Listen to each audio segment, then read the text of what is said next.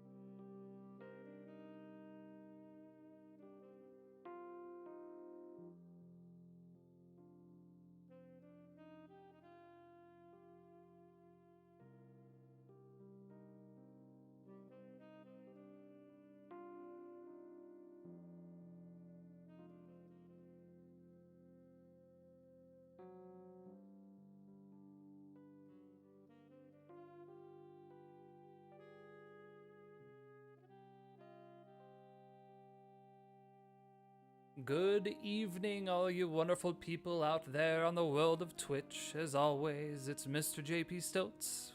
Just wanted to let you know we'll be getting started here shortly. We're just wrapping a couple things up on our side, so thanks for hanging out. We'll be getting started here just as soon as you hear the theme music, so hold tight, keep a hold of those seats, and we'll be jumping in pretty soon.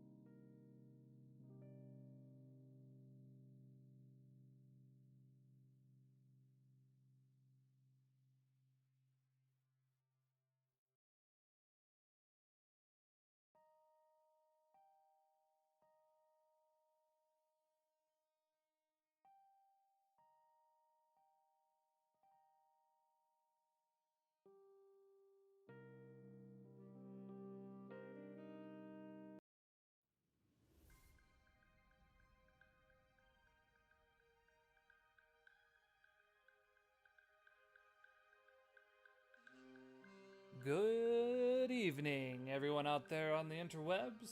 You are hearing Mr. JP Stilts, and welcome to Crits and Die. It's Monday night.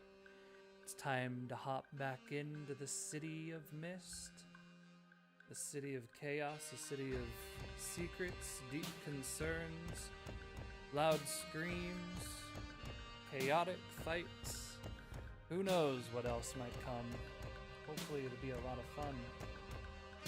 We are joined again with three of our characters. We have Agnes, Anna, and Connor coming back. Sorry it's been a couple weeks. I hope everyone out there is doing well. 2021 is treating you with a bit of respect and dignity, and that things are going smoothly for you thus far. Talking a little bit about what happened last time. There's been some situations happening at the sanctuary recently. Some, well, past coming back to the present. Some futures coming to be seen. Dangers arriving, powers being found, new faces being seen or grown up. The events of the gym in which Connor turned into a monster of himself had caused OK to flee back into the library and bar himself inside. The guilt within Connor was too much. And he began to make his way out of this building, this sanctuary. But as he made his way up the stairs, both he and Agnes felt a pull to stay. That pull eventually became real and vivid as two dark jaguars appeared from shadows on the wall and then before them, causing them to stay, to take a breath, and feel comfort before their departure. Anna spent time calling all of the awakened children within this building to the room with the altar, and sent all of the sleeper children to the gym for play. Each of the awakened children was asked to enter the altar and listen. They each did, and one by one a sacrifice was made, from strength to gifts of pure power. They each took turns until the last. Daniel seemed to receive an order, something he asked his Aunt Brittany for help with, and then Hilda. Poor Hilda.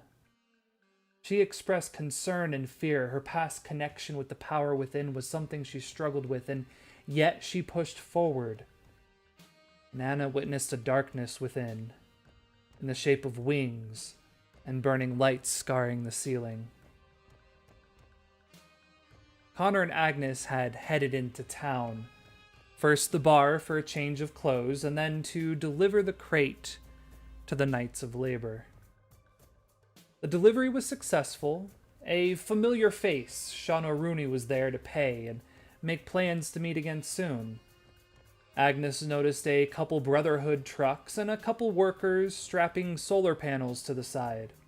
It seemed work was being done deep in the warehouse they were at, but it was not clear what kind of work was being done. With all of the children safely inside the sanctuary and inside the gym, and a moment alone, Anna walked away from the house towards the woods, took a deep breath, and allowed the pain of the day to be released by the scream of Max. Like a tidal wave of death, the grass, the trees, the birds, they all fell dead, and like dust, revealed the home of Barbara King, now clearly visible past this new opening. We pull ourselves away from this scene to find a small brown moving van. Inside, the faces of Connor and Agnes sit silent and somber. Perhaps a small rush of energy or forces unseen cause you to shudder, or the hair on the back of your neck to stand up for just a moment. But as you prepare to make your way out of Independence, where is it that you had asked to be dropped off, Agnes? Remind me.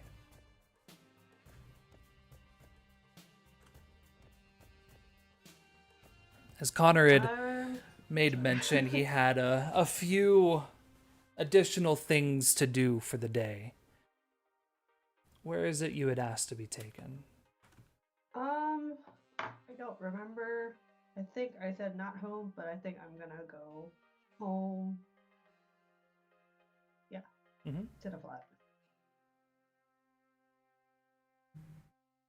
So, Connor, she directs you to turn around, no longer heading north, instead heading down south to Little Havana. Another part of the city that you're likely not to have visited too often. It's a very bright and packed part of the city. Graffiti and art mixes together like a palette of rainbow-like colors. The streets themselves, they seem to hide secrets, or perhaps it's just fear. There are certainly places for tourists to come and see the sights, learn the history. This is the place of immigrants, people that came to the city from far beyond, where you can find all types of cultures mingled together.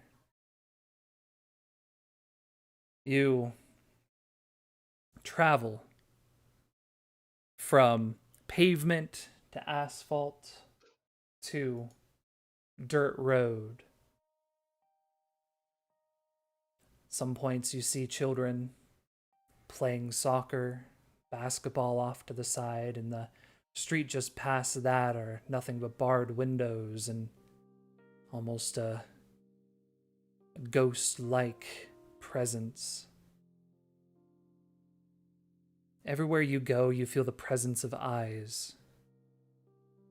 From the abuela on her porch step, observing this strange brown van moving through, to the three young men standing on the corner, their pistols clearly visible on their waistbands, perhaps pursuing a new customer or observing an outsider. Eventually, you pull down the road of Agnes's house.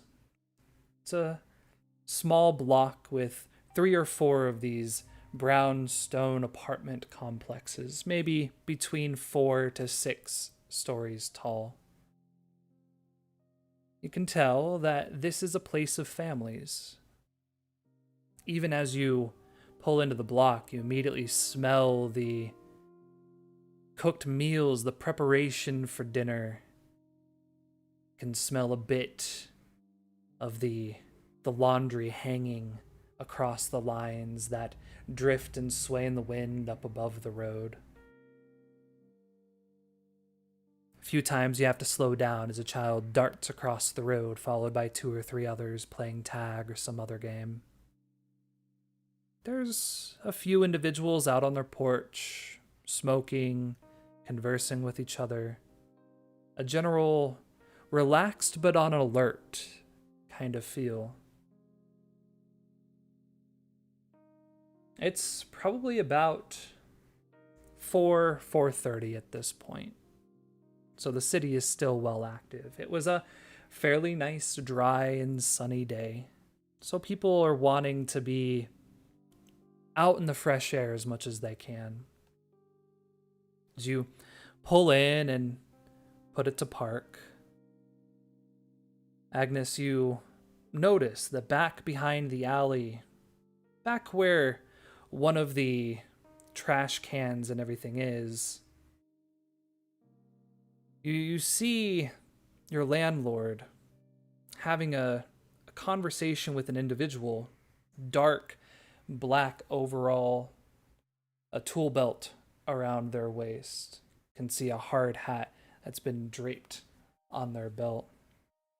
And just past them, you see the front end of a truck that looks quite similar to the ones you had just seen back at the warehouse.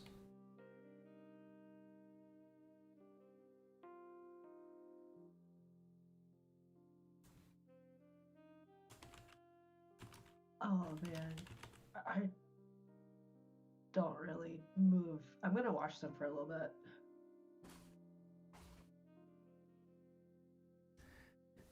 You watch, and it seems your manager, he's an older, kind of balding fellow, hard worker. He cares for his building, but a very strict personality. Things need to be done. There's been a few times that your sister may have been arriving home a little bit too late, and he's been one to notice. There needs to be quiet after hours. There needs to be timely rent paid, and no any trash building up on the doorstep. If you have a package that arrives, you better pick it up the day of. And you can see that the conversation he's having with this man, he almost seems to be almost forced passive. This individual is holding a document, it seems, and keeps pointing to it. There's a few times that voices raise and echo across the cinder blocks and bricks. And you can hear his complaint about the noise, the roof access, the general chaos that this kind of construction will cause. The man on the other side seems to have more power. Whatever that document is that he holds eventually shuts up your landlord. He turns around. You can see his face is a bit flushed, a bit sweat on his brow. And as he begins to walk through the alley, you see him look up. There's a gap between the two buildings of maybe about 15 feet. And right now it's used primarily for laundry lines that are tied across various windows. A lot of families work together to kind of share the line, one side for you, one side for me, and when we need help, we're just going to help each other. A bit of a pulley system. He notices that. And he stops by all the gauges on the wall. See him look at that. Tap it a little bit as if the dial itself's not working. Takes a sigh, kind of nods his head. Begins to make his way up and around. As he begins to head towards the front doorstep, he does look over towards the dark brown van that is sitting outside of his building. Do you duck down or make acknowledgement to it? I'll actually get out of the car. I'll approach him. All right. Yeah, so he kind of looks, peering. He has that, again, eagle eye of who is it. And as soon as he sees you, there's a bit of a smile on his face, and he waves. Hola, Agnes. How are you doing? It's a beautiful day we have out here. Yes, indeed. Is your friend looking for parking nearby? Let me go ask if he's gonna stay. Do you have a spot? It depends how long he's needing to stay. I have a spot in the back if he wants to park. Only for a few hours, I would assume. Yeah, definitely. No longer in that. I'll go let him know then. Okay. Well, take your time. Oh, by the way, you do have a few letters at the front desk. Please come pick them up when you're free. All right. Be there in a bit. And I'll go knock on the passenger window of the car, or I just turned around and do that because I don't think I got that far. So. Yeah. Like,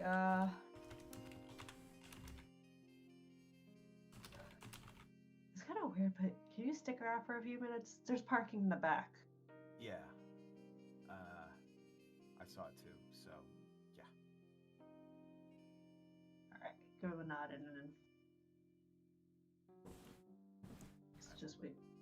Go park. I will park in a way that I can keep an eye on where Agnes is going and if anything starts to get chaotic. Okay. Yeah, so there's a few options for you. The way he had pointed would actually be in the back lot, pretty like where the current truck seems to be parked. Or you could probably find a spot on the street within viewing distance, but it's going to be noticeable. So do you pull down the alley and park it in the back, or do you try to find a street spot? I mean, I don't want to park next to the truck if it looks like one of those trucks that were around harassing people in my neighborhood. Mm-hmm. So I guess I have to try to find something on the street. Well, it doesn't look like a truck that was harassing you. It looks like one of the electrician's trucks from down at the warehouse that you had seen before. Oh, okay. No, then then I have no problem with parking alongside of that. Perfect. Yeah, Yeah, that's fine. you pull back there, and there's maybe 6 other vehicles that are packed. There's one off into the corner that has a big tarp over it, like it hasn't been used for a while. As you pull through, you can see there's three total men back there, and they notice your car and kind of move out of your way, wait for you to park, and go back to their conversation. You can see one has pulled out. It almost looks like a blueprint, the typical kind of dark blue piece of paper, and they have it sitting on the driver's seat, and they're all kind of clustered around it, pointing at it and having a discussion. I just got the window rolled down, and I'm kind of eavesdropping, but not like crazy about it. Mainly, I'm listening for the sounds of madness where Agnes is going. Right. Yep. So as you head inside, you can see your landlord is taking his place back behind the desk. He's got a big rotating fan kind of up in the ceiling that he's turning up a bit higher, kind of cool himself down. There's a TV in the background playing that he has the volume down low, and you can see there's a soccer match on it. And he takes a seat, sees you, turns around and grabs maybe a stack of about 3 or 4 envelopes out of a box designated for you, puts them on the desk. I haven't seen you around the past couple nights. I haven't seen your sister as well. You two, everything okay? Just a bit of travel? Yeah, it's fine. I've been hanging with some friends uptown, and Dolores she's actually staying with a friend closer to school because of finals. It's just Of a short course. commute is more course. time to study. Not a problem. Next time, if you think you're going to travel, just let me know, and I can be sure to gather all of your mail. I'm not sure if anything made its way to your apartment or not. Don't forget rent by next Friday. I know you're good for it, but just a friendly reminder. Got it. Speaking of which, I think I do have to head back out, so I'll probably send the payment by mail. Just hang on to my mail. My project's taking a lot longer than I thought it would. Yeah, that's not a problem. I'll make sure to keep an eye on things. You have anything in the house that needs to be taken care of? Plants to water? Anything of the sort? I don't think so. I mean, we were You know, we were You never haven't home. snuck any pets in, right? And gives you kind of a sly grin. Like, I know you wouldn't, but there's plenty of people that have, so just make me feel good. So no, it's nothing like that. It's just we're both needed somewhere else right now, and it's just easier we stay closer to it. Not a problem. I'm not sure how long you're going to be away, but just so you're aware, there's going to be a bit of a blackout for a couple nights this week. Shouldn't be any cause of concern. They're just making a few replacements of the power grid. So if you have anything up there, your clocks might be out of date. You might have to reset the time on your microwave. But don't worry if you come home and a few of your electronics are flashing. The power company's here? Acting dumb.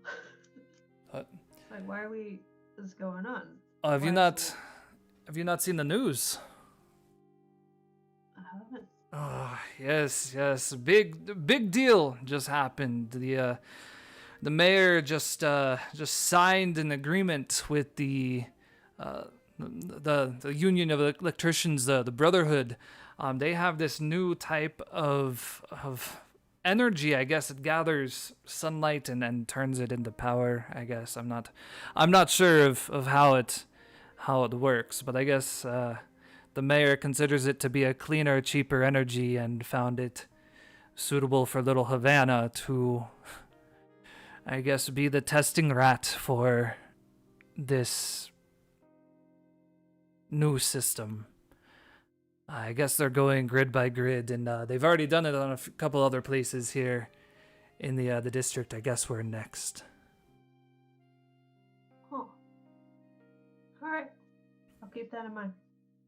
Yeah, if you happen to stay here, I mean, I made it clear there can be no construction any earlier than 10 o'clock and nothing after 6, and that they have to keep themselves clean, can have equipment everywhere. So I'll be keeping an eye on them. Don't worry, as least disturbances as I possibly can have. They might be on the roof a little bit, so don't worry if you see anyone around. I'll be keeping an eye on things and making sure our place is good and secure.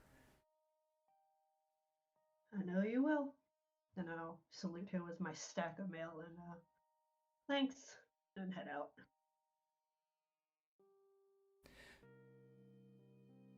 As you begin to head out, kind of a group of kids go and run by you, almost knock the mail out of your hand. You take a step back and watch as they dart back behind, begin running down the alleyway.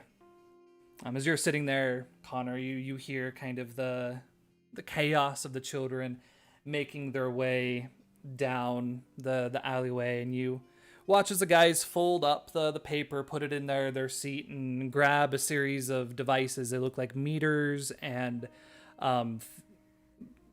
electrician's tools, and begin to head into the alleyway as well. As they leave, you hear them discussing, we need to check the watts. We need to, basically get some readings of the power grid before they can actually prepare to do anything. And as you turn to head down the alley, you see these 3 men walking down towards the meters up on the wall. All 3 of them, again, they have dark black work suits, like work overalls, tool belts full of electrician's gear, very similar to what you carry when you're kind of freelancing at the Beehive. All kind of younger men, pay you no attention, head straight to task. But yeah, as you go by, you do notice that they are applying some meters, some gauges to the board there on the side of the wall, and starting to write some things down.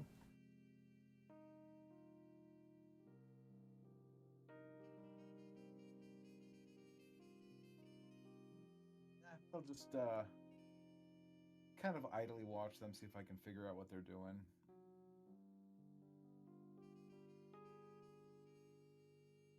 And Agnes, as you head by, are you observing them as well, or just kind of keeping your space? Um, I'm just going to walk by, give them like a cursory glance, and just do like a 10-minute walk through. Like, I don't want to stand out, basically. Okay.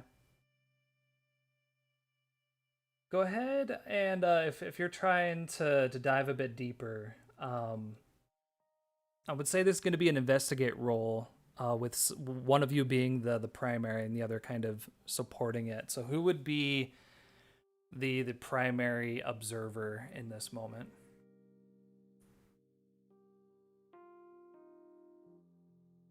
I would probably say Agnes because I don't actually know what her beef with Yeah. these guys is.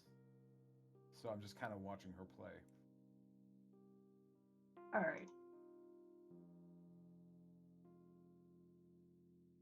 Come here, character Okay. sheet. So, what tags are you going to use to investigate this group? I want to use Wire Whiz and let's see.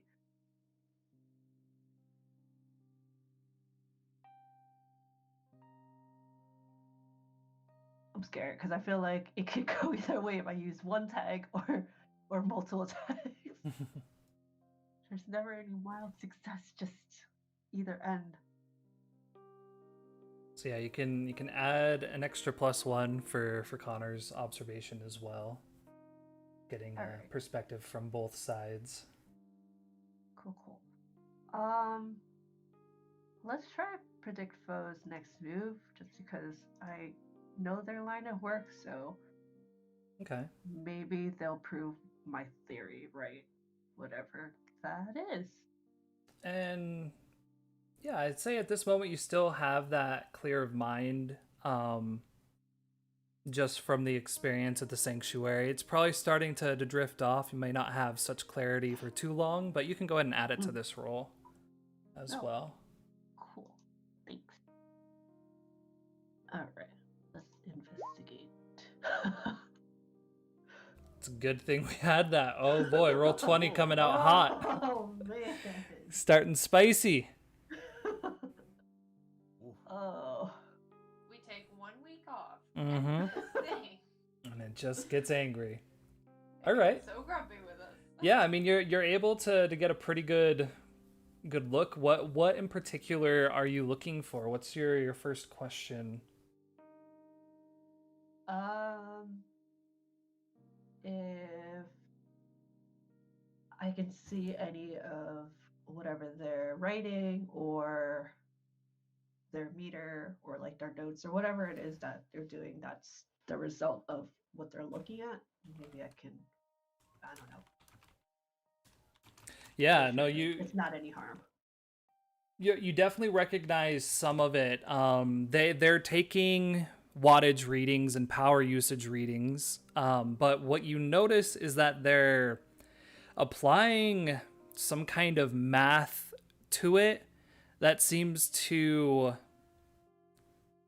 divide the total usage of each building. And the brief glance that you use it, it's being divided by like 63, 125. It's not the same number, but yeah, they are taking the total wattage of the building and then dividing it.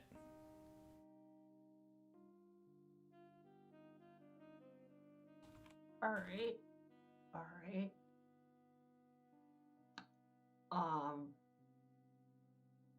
I don't know. Does this seem fishy to me?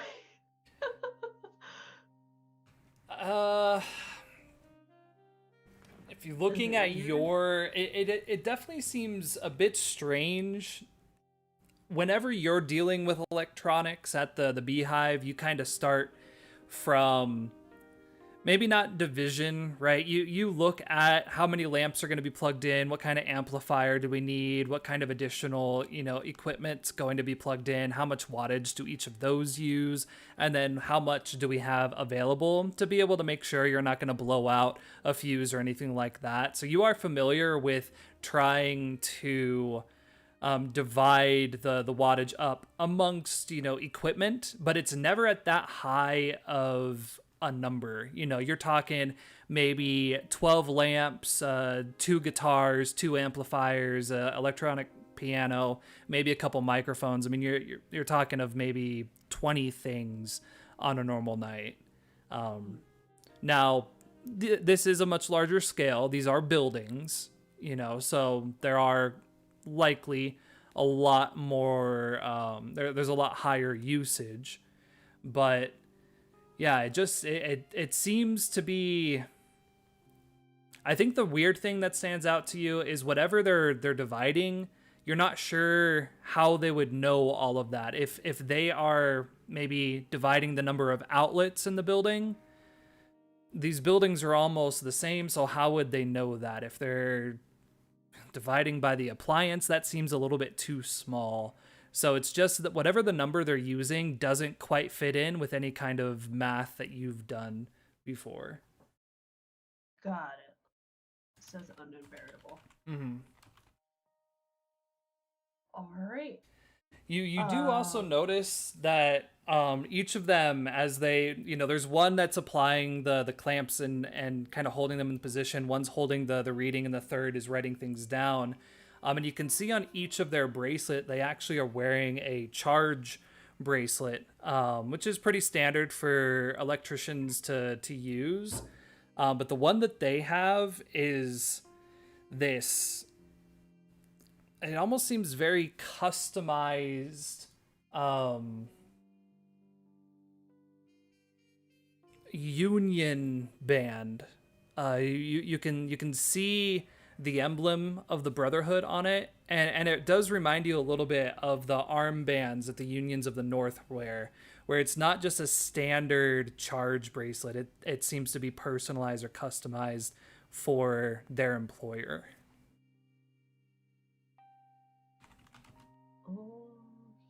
Okay.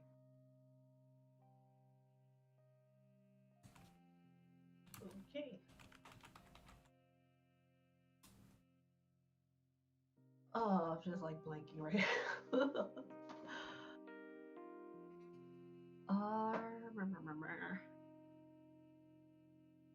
As you kind of get closer, you do hear their conversation gets a little quieter. Like they notice you're coming by, and they don't want you necessarily. They don't shut up completely, but as a lot of city workers do, right? The general public doesn't need to be aware of their stuff. But you do have an opportunity as you head past them. You can pass by the truck, and if you have any questions specific to the truck or anything that you might be able to view within the truck, you can definitely use your clues on that as well. Okay. Let's do that. I'll go and have a chat with Connor.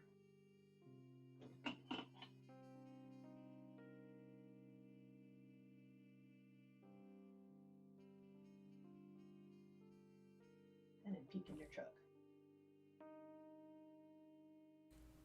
So I'm sure Connor advises you of what he's seen. Yeah. Mm-hmm. Yep, 3 guys talking. They appear to have a blueprint. Set it back in the driver's seat, headed off to go check the meters. Yep. Right. So they're in there taking meetings. Sometimes a little weird with them. But I don't know if I could stay here. They're starting work here. Okay. So I'm gonna run up and grab some things, and I'll be right back. And I will go do another delivery or whatever it is you're doing. All right. Did you? Were they? Did you see anything weird out here? Did I? I don't think there did.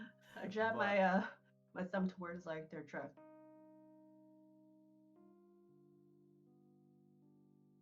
Still, did I see anything unusual? No, I mean they seem as run of the mill electricians as you've seen. Yeah, you haven't noticed like they're trying to hide anything. It seems like they're just at work. You do notice again, just looking at the truck, it does have some of those solar panels on it. The back part of it is one of those buckets, and you can see as you walk by, there's a series of like thick electricians' wires, big gray boxes, a lot of just electricians' gear. And yeah, looking inside the truck, you can see there's a toolbox sitting in the middle. There's a cooler that's in the back seat, one of those big orange water buckets. And sitting there on the driver's side is Blueprint. It's folded up, but sitting there on the driver's seat. There is a radio that sits in the center of the console as well. Nothing seems particularly out of the ordinary, but I really don't know much about electricity and electrical work. All right. Can I try and open the door? Yeah, try to. I'm gonna say this is gonna be a sneak around. Connor, you watch as Agnes goes to like probably tells you I want to get in there. Is there anything you want to do to help her with this? How far away are the guys whose truck that is? You know what? That's a good question. Maybe we need to just hop to a battle map. Not that we need to battle, but just to give perspective. What do we have here? Oh, this is old. This is an old thing. What were we doing here? We were in the sewers. This was a minute Yeah. ago. Yeah, we were I in. think this was the first session I sat in on before Anna showed up. When you guys were sneaking into Yeah. the morgue. Yeah. All right. Well, it's time to do a quick delete. Let's delete. Oh, well, no, don't delete the people. Just delete the map. There we go. Oh boy, not all the map. Okay. Let's put you there. Don't worry. We're gonna get this. Gonna get it now. There we go. And then we go Victory. here. We pull this back out to there, and perfect. Beautiful. All right. So let's do some quick boxes here. So we have a building. We're gonna say let's do, yeah. We got building A there, and building B there, and building C. No. Like right about there. And then we have our vehicle.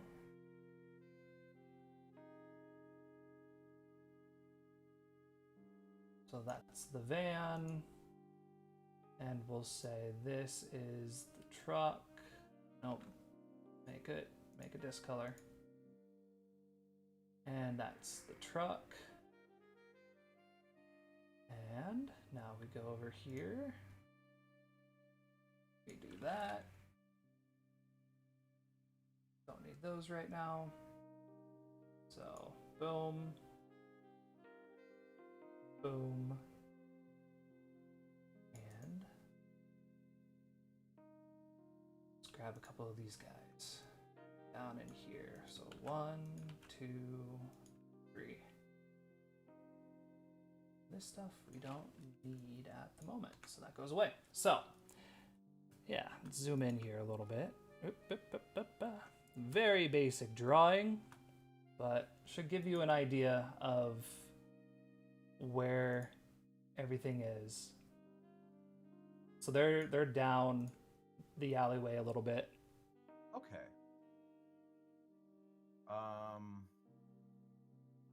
not remember. I feel like at some point I had said that Connor usually has cigarettes on him, but he doesn't typically tend to smoke. It's just sort of one of those things. Right, as a bar owner. Mm-hmm. Yeah, I mean, it's just Yeah. kind of one of those things that happens. So I'm gonna actually kind of like step out and get away from the van a little bit, so I can keep a better eye on those guys over there, and also kind of like if they want, like just basically just sort of being there as something that is out of the ordinary. But I'm just gonna be like hanging out, smoking, and trying to cover for Agnes. Mm-hmm. And if they start heading in this direction, I can give her an early warning. Okay. So yeah, we'll say that you're basically just keeping watch. Yeah. Not a How problem. about I could be? No, I don't want to get too close. They'll get all spooked. So like kind of hanging out, like kind of leaning up against the corner of this building here.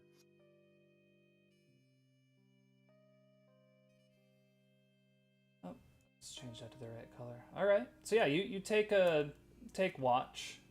I'm looking around. I mean, back behind you, you've got a few of the kids running there. They're probably.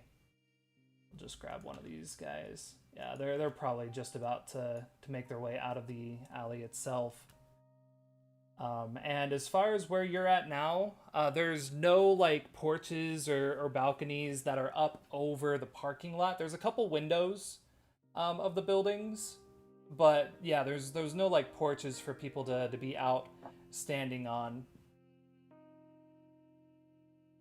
Yeah, you can totally go and attempt to give it. Sort of hang out, lean up against the wall. You know, typical smoker posture. Awesome. That's very Alright. stereotypical of you. Yes, it is. All right.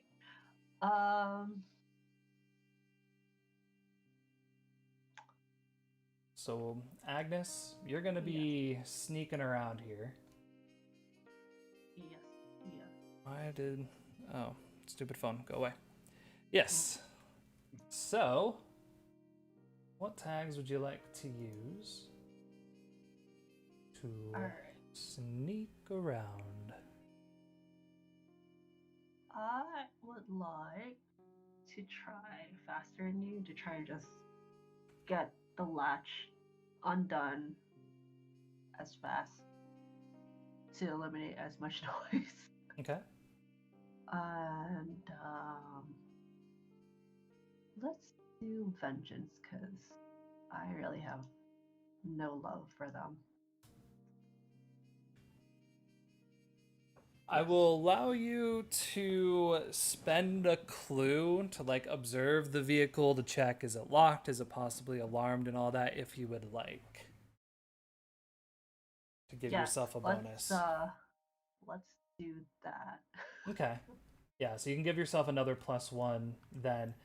Yeah, no, it seems to be unlocked. They didn't lock it. They are, Awesome. Not expecting anyone to break into their work truck. Joke's on them. These guys really want to get fired. Yes, they do.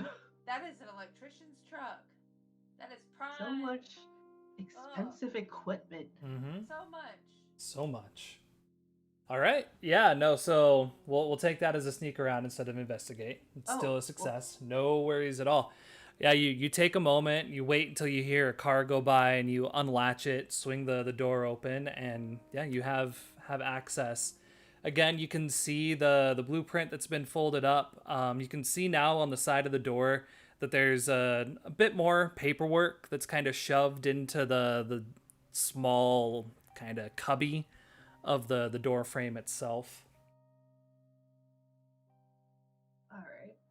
I'm just gonna take the blueprints. I'm in. I'm out. I'm gone. Okay. Hopefully.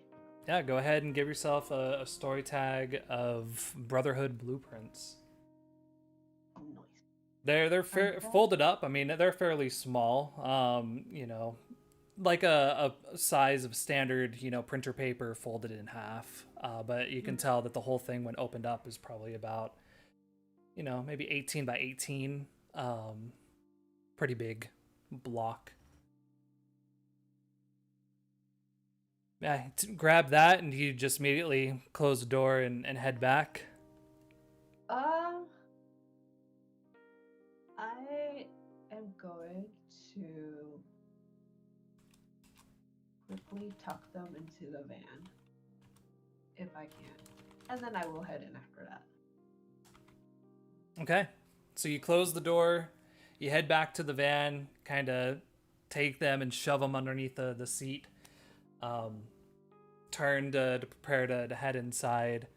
Connor, you watch as Agnes quickly goes back and forth, and you hear a cough from someone. Kind of look up the alleyway, and you can see an older man who's just standing, and he hasn't noticed you, but he's just peering down at these three huddled men around the meters, standing there just smoking as well. As he breathes out, cloud kind of heads up and whiffs away, and you watch as it just crests above the darkness of the alley and gets hit by the sun and just kind of illuminates for a second. As you see this brief, almost beautiful display of golden light shine above, you hear distant gunshots rattle out. Brat, dat, dat, dat. Not close enough for you to hear impact, and definitely echoing like they've been bouncing off of buildings, but the sounds of an automatic weapon followed by a single shot weapon, maybe 6 shots in total.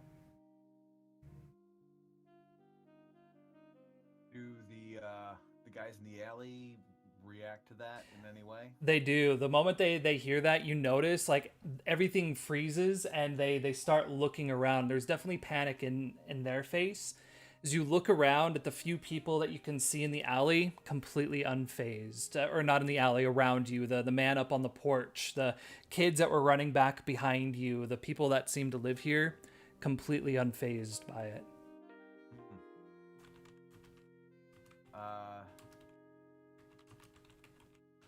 Okay, well, hopefully they registered surprise if they saw me even in passing, because I was surprised by that, so just trying to not look shady. Just like a guy who was out smoking and then got startled by gunfire. And Yeah. when I see Agnes get back to the van, I will head on.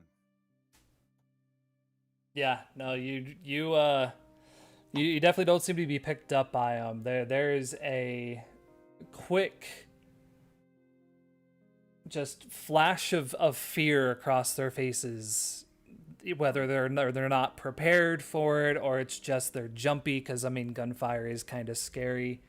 It definitely alerts them to just try to find the source, but they're not able to find it. Yeah, so Agnes, you're heading back inside the building, right? Yes. So as you kind of hear these gunshots, again, it's not an unfamiliar sound to you. What's your reaction to them?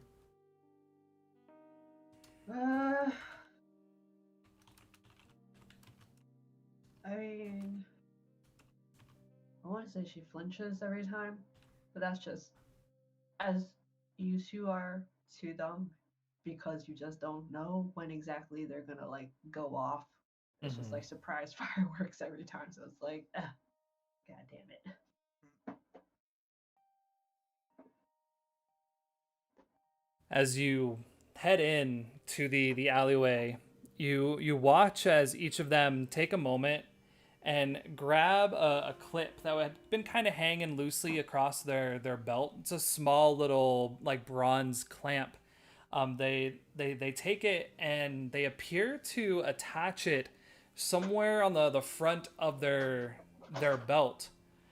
They do it very quickly, just kind of pull it off the side of their belt and just attach it to the front. And then they all take a moment to just kind of grab each other's shoulders, like allies, like friends, just trying, okay, let's take a breath here and let's get back on task. But as you head past, you notice that their bracelets, they're no longer kind of the dull gray color. They've actually changed colors. You now see that they're a dull blue.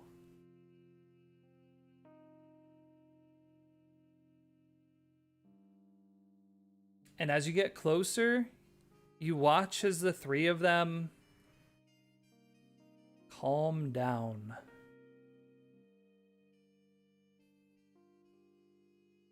And Interesting. get back to task. And I don't feel anything. You do Like I not. don't like. There's no residual like. No, you don't feel anything. You do see again the colors of the bracelet has changed again, a blue color, and you can see that their shoulders relax, their breathing slows, they stand a bit more straight, and they get back to task, just like any of the fears just been wiped away. Got it. It's a little too familiar, but Yeah. I will... It seems to be all around this city. There's things. Yeah. You're like, is okay? Did you make it? you get a you freelancing as an electrician?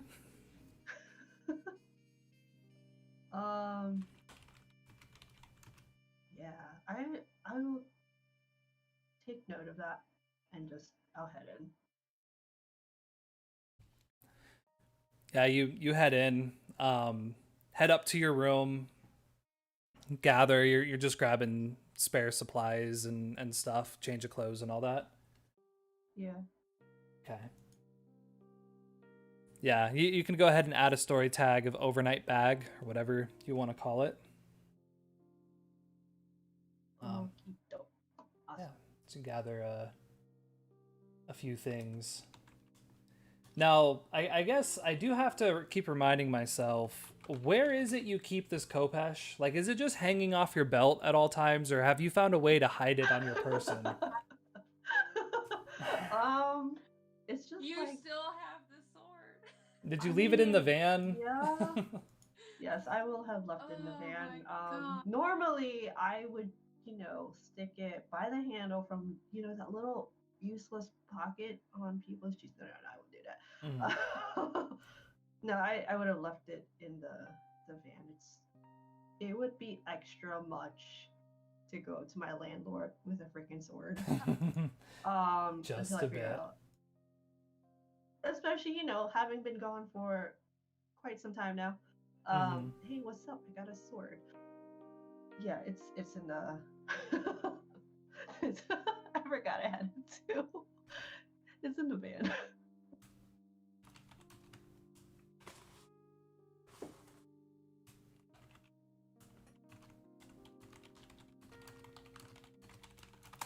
Yeah, so as you all kind of gather this, Connor, you have a few more minutes. They seem to finalize their reading, head back to the van, and a few of them head off to the far side, open the passenger door and grab, a cup of water, or reach into the cooler and pull something out. There is one guy that does head over to the driver's side door, pops it open. At first, it doesn't seem to notice anything. He reaches in, he grabs the radio, and you hear him call back to headquarters. Seems like they're going to be wrapping up a bit early. They got the readings that they need, head back to base for the day. As he hangs up the receiver, you see his head kind of go down and then duck down like he's looking underneath the seat. You hear him call out, "Hey, Phil! Hey, you see the prints on that side?" One of the guys, cup of water, sets it down on the hood. "No, did you have the windows down?" looks under the seat. Maybe it's in the back, flips the seat down. They start searching for the blueprints within the vehicle.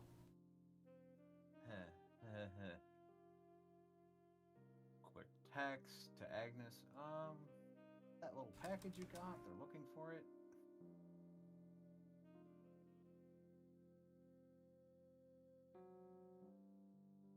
Right. Okay. She finishes stuffing her bag, heads back out, and yeah, running down the stairs. Yeah, there's a bit of time that they spend like frantically tearing apart the vehicle. They pull out the cooler, they pull out their tools, they start setting things on the ground. You see them moving the seats up and down and shining a flashlight underneath. You see one guy gets down on his stomach and looks underneath the car just to see maybe it fell out. And probably right about the time, Agnes, that you get to the edge of the alleyway, one of them does turn and sees you sitting in your vehicle, Connor, and starts making his way over to you. He doesn't look like angry. He definitely looks, again, like concerned. There's concern on his face.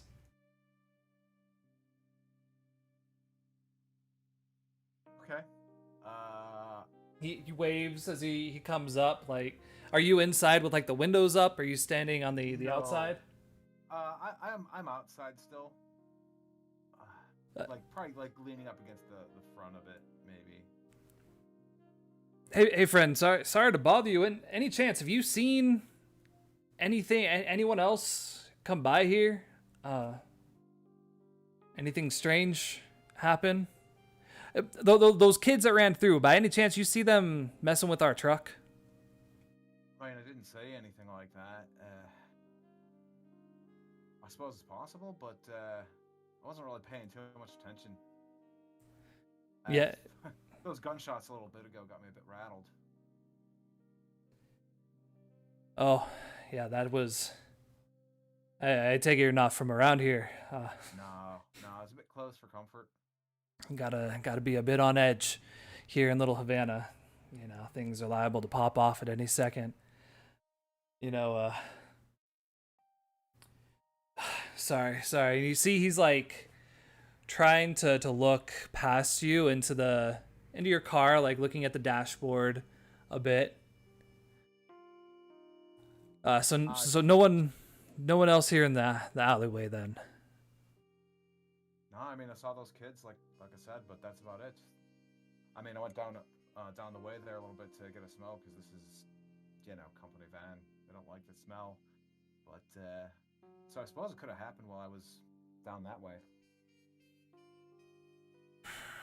All right. No, I appreciate it. You didn't see anything like fly away from the truck, or I know it sounds strange. Piece of paper, blue, didn't drop out and just go flying past you any which way, did it?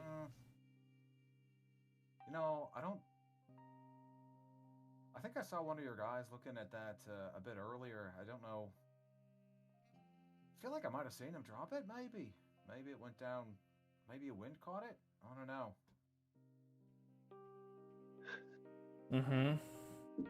Yeah. So, let's see Connor sneak around here. How convincing of a story can he tell?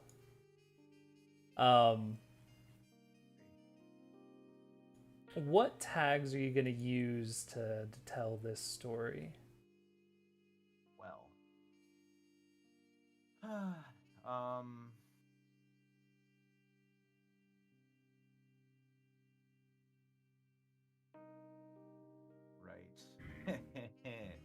I would say indomitable, except for that I burnt that one and I haven't got it back yet, so not that one.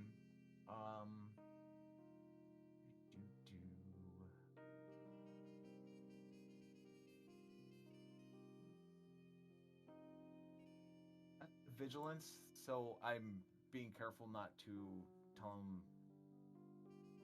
I guess I'm trying to not give too many details. Just like I might have seen this, I might have seen that, because too many details seems a little shady, as opposed to like I wasn't paying attention to this thing, so I might have seen it go do flying. Mm-hmm. Okay. I don't know. DIY guru. I'm trying to bullshit You're my way making back. you're making up the story as you go. Yeah, like I mean, I could probably tell him about some plans that I had made that sometimes you think you've got them stowed away proper, and then the next thing you know, they're halfway down the street before you even realize this. Okay. Um, All right. Yeah, he doesn't have anything necessarily to see through that. And I don't think your bruised is gonna have any effect here. So yeah, let's sneak around. is it or is it convince? You're acting deceptively, so I'm gonna say it's sneak Oh. around. Ah, okay. Let's see. Do I want to do anything crazy?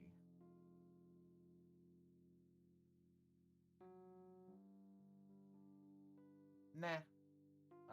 We'll sneak around with that. Yeah. Hey. We're doomed for the rest of the night. Yes. I'm so Sit. sorry. Here are all the good This rolls. is it. Here they are now. Everything I do once we get back to me, it's just Oh man. I am dead. Chaos and this is destruction. Bad. Barbara King is gonna like sniper rifle me from the yard. Like it's gonna be bad. Ah, damn, you said that way? All right. Thanks. Yeah. Thanks. Sorry. I'll keep an eye on it. I'll let your boys know if I say it or if I see those kids again. Might ask them a question about it. Oh, I appreciate that. Hey, Gene. He's saying you dropped it, went that way. All right, we're gonna have to go. Come on. He waves the guy over. Agnes, you hear like Gene respond. What are you talking about? I didn't drop it. There's no way it's over there. They kind of start arguing, but start heading away from the vehicle to try to pursue this flying document. You're able to head back. The other guy pays you no notice. Toss your overnight bag into the back of the van. And what do you both want to do then? Leave. Yeah. Let's Yeah, wait for Agnes to get back and then quietly drive off, not making a big fuss or anything, just sort of idling off. Hope you find what you're looking for, lads. They wave you off. All right. So, you have a moment to drive away from the scene. You head back, kind of following the same path you did, but end up going a bit further north as it's easier to get on some of the main thoroughfares up there. And you get to a very strange, disturbing scene. As you go from one block that you can see there's a few people out for a barbecue that are, throwing the football back and forth, and some of the elders are sitting on lawn chairs, and a bunch of kids running around, pretty serene, comfortable thing, to the very next alley looking like an absolute war scene. You see a car lit on fire, burning up. You can see that the windows of some of the lower level buildings have been shot out and destroyed. You actually see 2 dead bodies laying on the pavement, and the entire thing just looks like a scene out of a war movie. Just utter chaos and carnage. Yeah, Connor kind of side eyes Agnes, like as we pass this scene, like, any reaction there? Um, no, but she's not home either. Like she's not fond. She is that a place that she passes through often? She tries to like I'm towards kinda. it. It's Kinda? so you have to head this way to get to the train station, which is what you take to head up Ah, north. So it is a okay. part of town that you've probably passed by many times. It is not one that you would immediately recognize as a super dangerous place, but you do know that it is an area overseen by Teotez, kind of the main Okay. jefe of the area. Let's see. Um, she, there's. It's hard to really emote. I think she's just like shrinking back in herself, like this is not how it should be. Like, this is worse than it was. Like this is not usual. Okay. Well, that was the main thing Connor was interested in. Like, is this a normal everyday here? And based on Welcome that to the reaction, neighborhood. safe to say it's not. Yeah. So, Yeah, and where can I again, drop you what's the strange part is as you pass by that alley, or that road, the very next neighborhood, again, like a typical Saturday afternoon. No one seems to be aware of the absolute death that took place on Road 14. You don't see police responding. You don't hear the sound of ambulances. You don't see the other people within, you know, a block away from it responding to such destruction. Wow. Okay. I mean, that's super weird to me, but I'm not from this area. Everybody's got their challenges, right? Oh, and you bury them deep, deep down and never speak of them.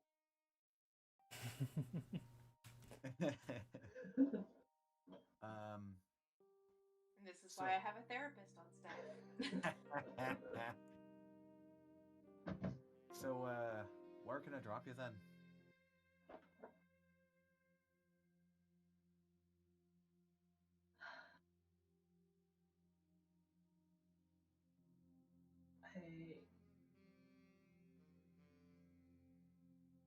I guess the beehive. Just take me there. I'll figure it out from there. Sure.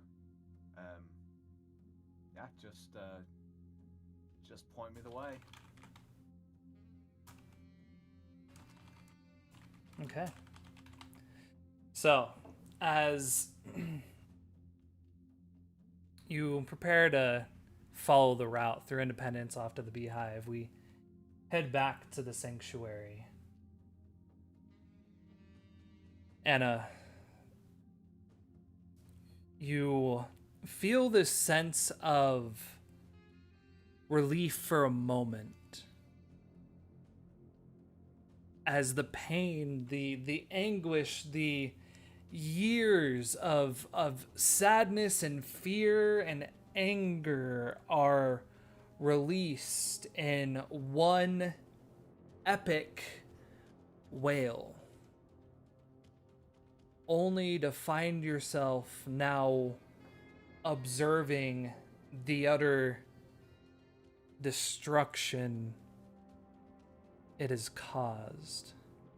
Now, by releasing this wail, you have awoken something else within you. A new power tag. Have you had any thoughts as to what new power has now become real within you? So the idea I think I had was that misspending is pushing mist away, but I've named this because I'm a jackass fog warning, and I want to be able to pull the mist in and surround something. Yep. So it's now I have the push and now I have the pull as well. Absolutely. So you are able to manipulate the mist of anywhere you are, and this could be anything from pulling in actual fog and distraction to pulling in the out of sight, out of mind kind of chaotic control that the mist can be sometimes. But what you are not yet able to do is to create the mist. You are not able to bring that in. You maybe not know exactly how that happens. Seems to be a force that you feel like you can manipulate, but again, you're not exactly sure what it is, how it's made, any of that stuff yet. But as you look across, you can see the home of Barbara King. Now, the only reason you know it's her house is that she's had a few portfolios, articles written about her. She's actually spent quite a lot of money making for lack of a better term, a modern fort. It is a very obtuse looking building. The forest itself was kind of used as almost a natural side, but what you notice now that it was kind of nice because it was covering up a large series of fences that have been set up between the fence and her property line. The building is this gray, square, windowless beast. It is not nice to look at. It is almost too disturbing in its architecture to want it next door. You definitely feel like it drives the property value down. But you know that there was this grave fear that as the DA, she might have certain individuals and maybe even rumblings that she doesn't fully trust the guard of the security force here in Vineyard Haven. What are your initial thoughts and reactions as to this decision, this moment?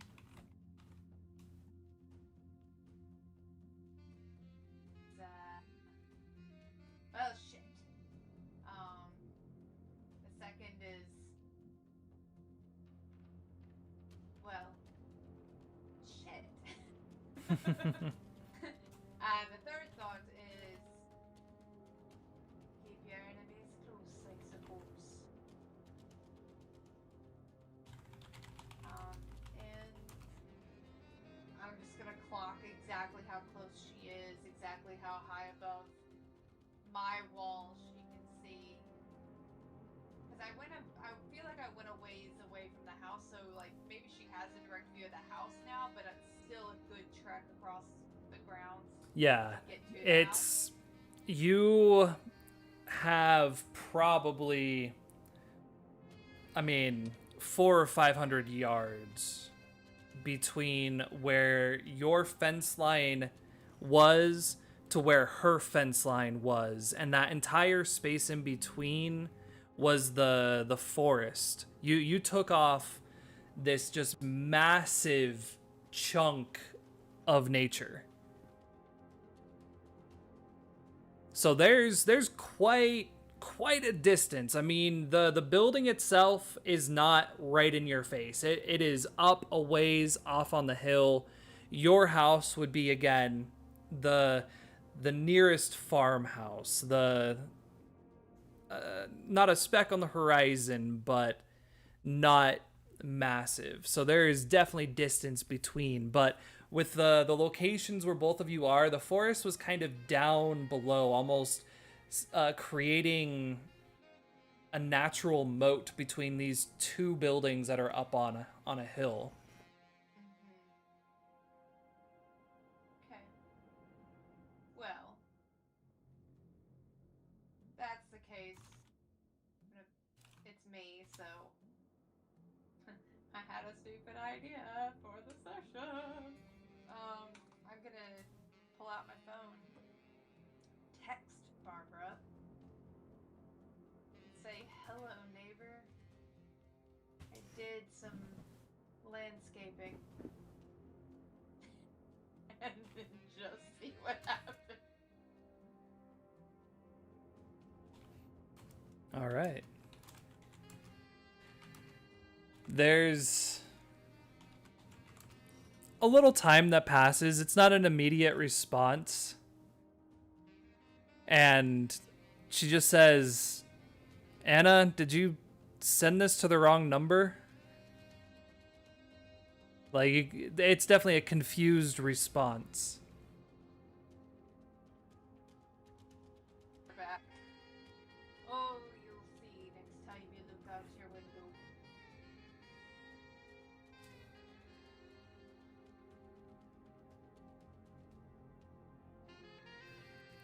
As you send that, you do notice something that perhaps you hadn't noticed before, or maybe it was just sitting still. But there's this shape, much like a balloon, that from a distance, I mean, it's just this tiny little dark speck against the blue and white sky that you see rise up from the center of her house and start going higher and higher up into the sky.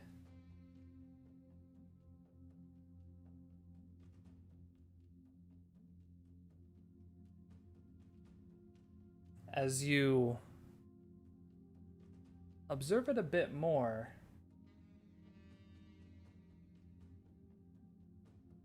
you reflect on the training and learning that you've done with this strange group you've joined.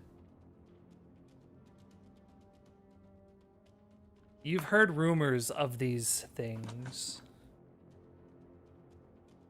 Your Oba calls them gawkers, watchers, observers.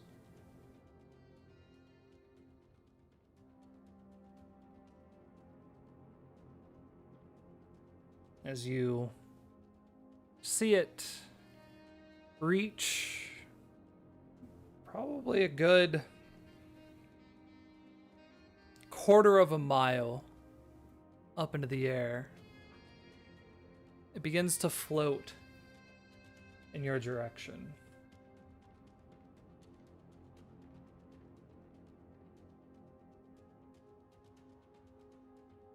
Do you continue to watch? Well,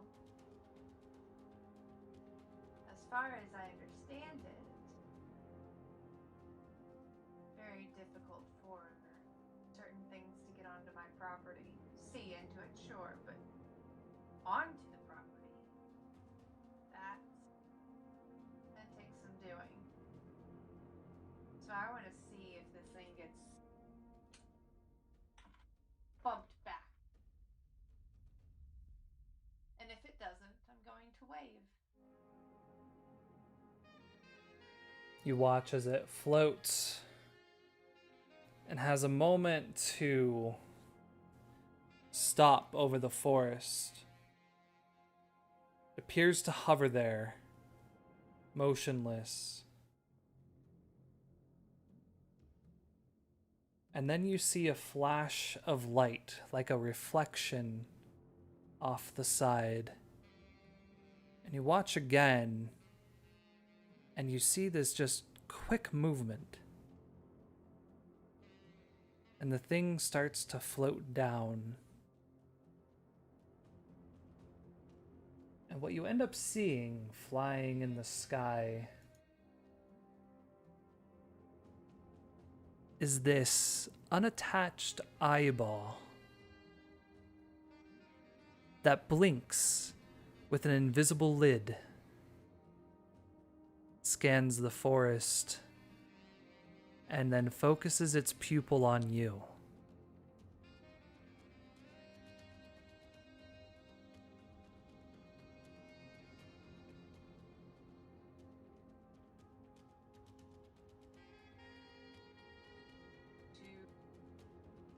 Tilt my head to the side, cause that's freaky as fuck. Mm-hmm. Now, you can tell that the area you're in, the fact that you're already in a fairly mistless kind of place, that you are seeing this thing for exactly what it is. This is some 1984 shit. I am here for it. Yeah, I'm gonna tilt my head, look at it, kind of narrow my eyes, and then just smirk and do a little finger wave.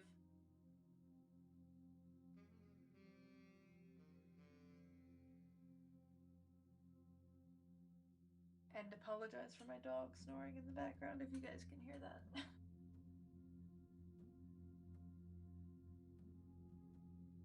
It stays there staring for maybe 5 or 10 minutes as you stare right back. Blinks. You see it look up past you. And it begins to focus on something behind you.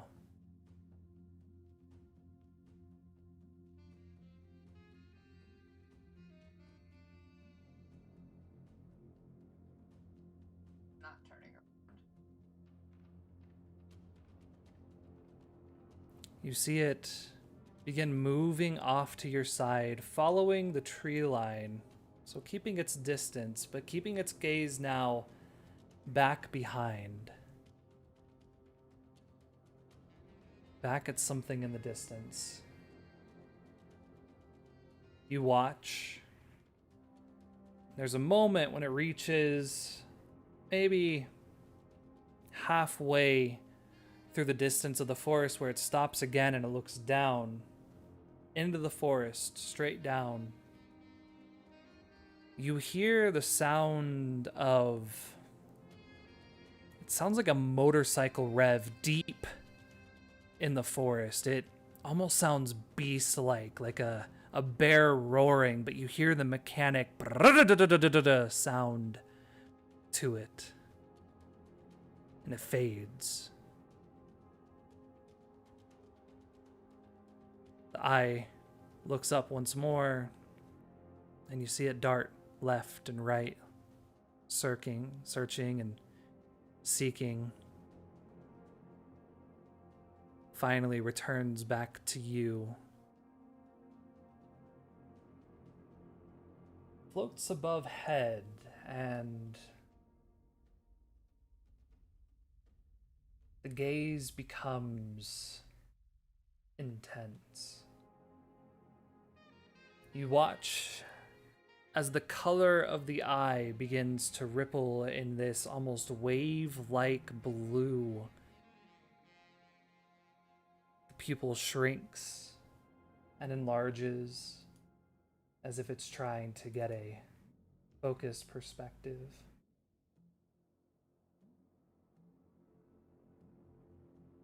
And unless you do something to avoid it, you're about to take an Analyze 2 status. As it attempts to read you and really read you. Indeed. Let's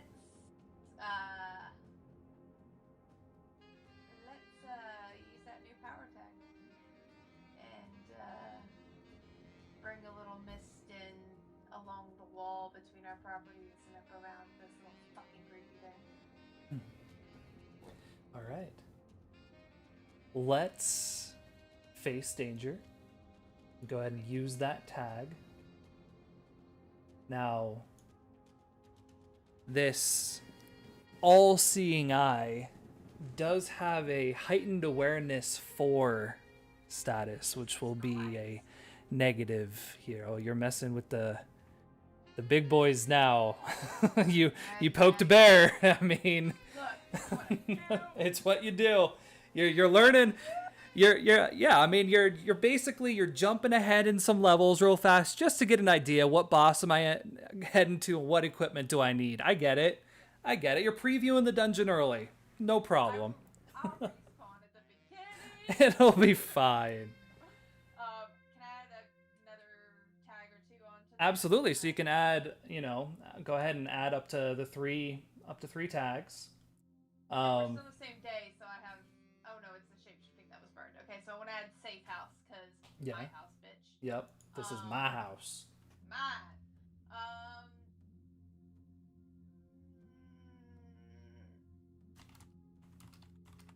Interesting. I don't really have anything else I could lawyer my way into adding. I guess situational adaptation, but I mean that's. Yeah, I guess I'll add that one and safe house and fog warning. Not really much else I can add. I've still got that stupid tranquil 4 on, don't I? Okay. You Yeah. do. I'm at a -1. Fuck. And there's not anything else I can add. I've already got 3 tags. Yeah. Okay. You said face danger? That's And another correct. one. Yep. As this thing tries to analyze Anna. Nice gods. Don't fuck me, please. Hey! Thank you. -1. Yeah. Hit me. All right. Yeah, you take an analyze 2. And yeah, I'm going to ask you a question. Within your it's deeper than your 4 thoughts. It is truly within your heart, almost your feral instincts. What is your intention here?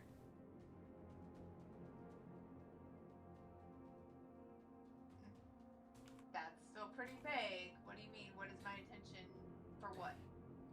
Why right now it's basically determining what Anna's next move would be. What was she hoping out of this situation? What was she expecting? What was the intention of doing this and then sending that message?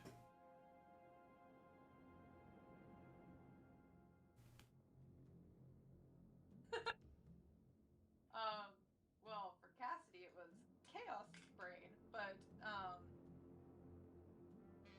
for Anna it was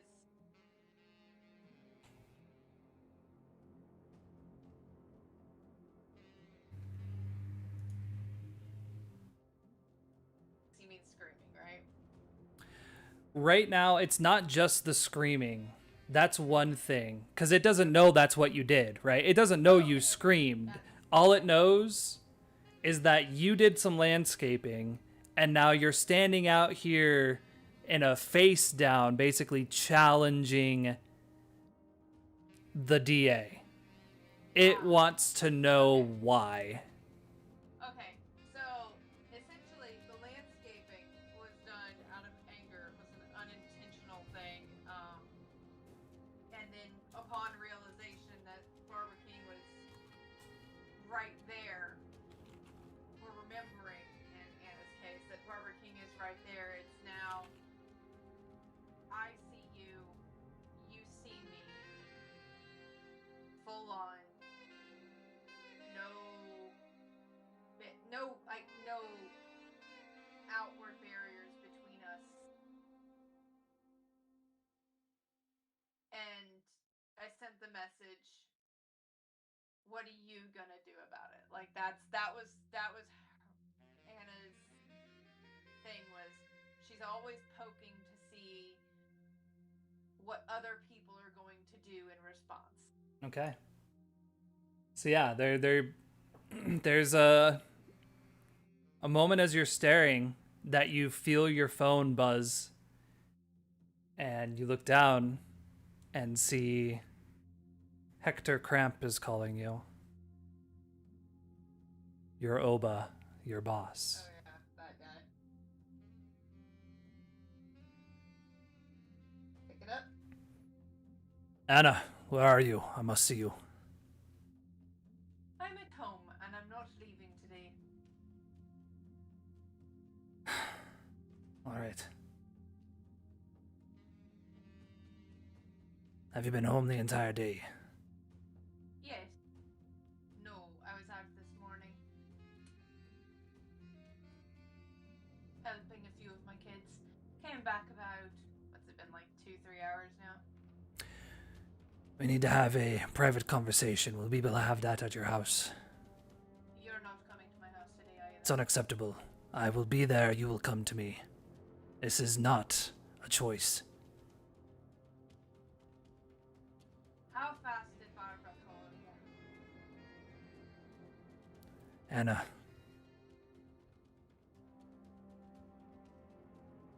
This is not a game.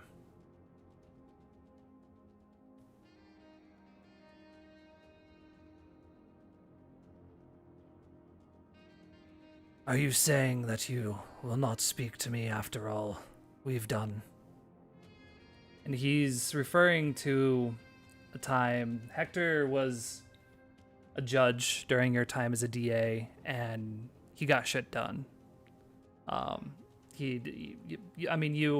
reason that you kind of accepted to even partner with all this is likely because of him. He told you, like, this is another way we can keep cleaning the streets.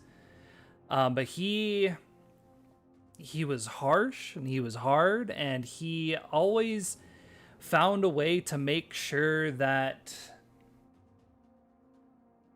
the good exposed the evil, that there was no darkness that would remain, that any criminal sat before him would have all of his secrets spilled and all of his crimes revealed before punishment was served.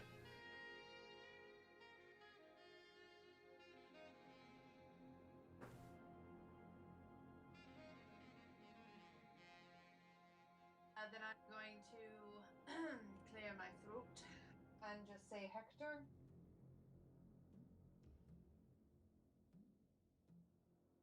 Blair came by today. He's been watching all of us. What do you mean? You came by the house. What's it been? 20, 30 years? Damn. He's been watching all of us. What do you mean?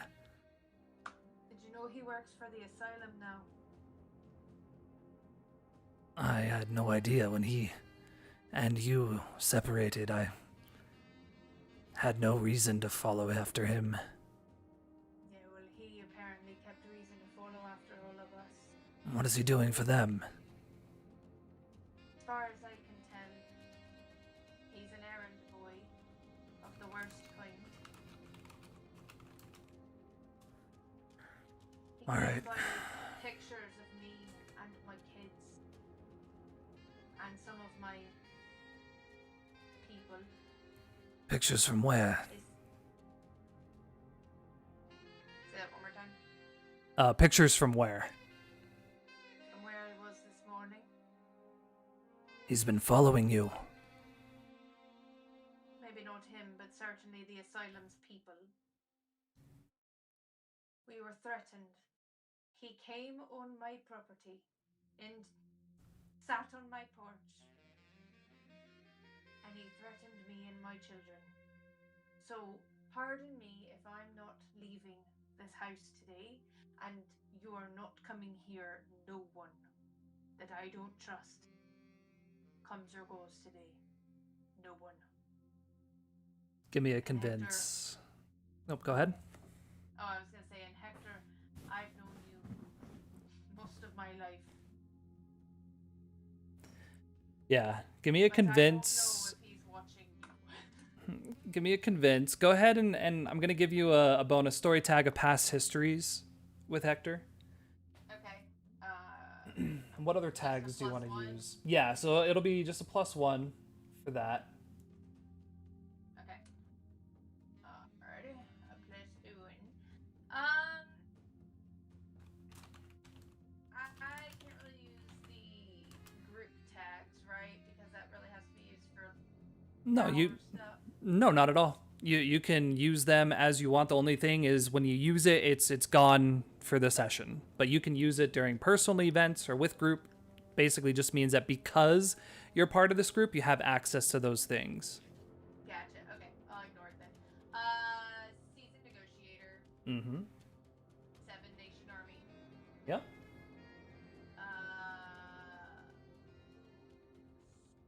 Situational adaptation. Sure. Yeah. Yeah, I mean you're in a strange part where it's like absolutely you need space 100%, but you also feel like you can't lie and deceive to this man. So you're walking a very fine line of I got to be right about this. I got to be careful about this. I know the dangers that come from this if I don't. But your target isn't him. You know, your target is Barbara King. That's a whole different story, right? He's an outlier on it. So yeah, no, I think that makes sense. Okay. Cool. Hey, I'll take that. Oh yeah. Okay. Thank you, Roll20. You fucked me, and then you fucked me. So yeah, with that, you can choose a relevant status with tier equals power, and your target can choose either to take the status or change their agenda to include yours. So right now, he is wanting to meet. So what kind of status would you be wanting to give him if he refuses? Is it a threatened status? Is it you don't want to burn our history? Like, think of the past and it would actually be hurtful. But yeah, what kind of status do you feel like you would inflict if he disagrees? If he disagrees. Correct. Yep. If he takes your convince and says nope, I'm going to refuse, what is the threat? What will happen to him? What is the read he's getting right now? Okay. If the threat is if he refuses and comes to me, I know the asylum is watching every single person that comes and goes. Does he really want those fucking eyes on him that closely? Right. Okay. So exposed almost. That it appears that I called him to come help me. Does he want that attention on him? Right. Okay. So you hear him take a big, deep breath.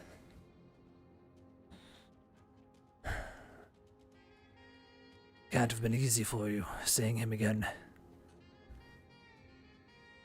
Take the day. I will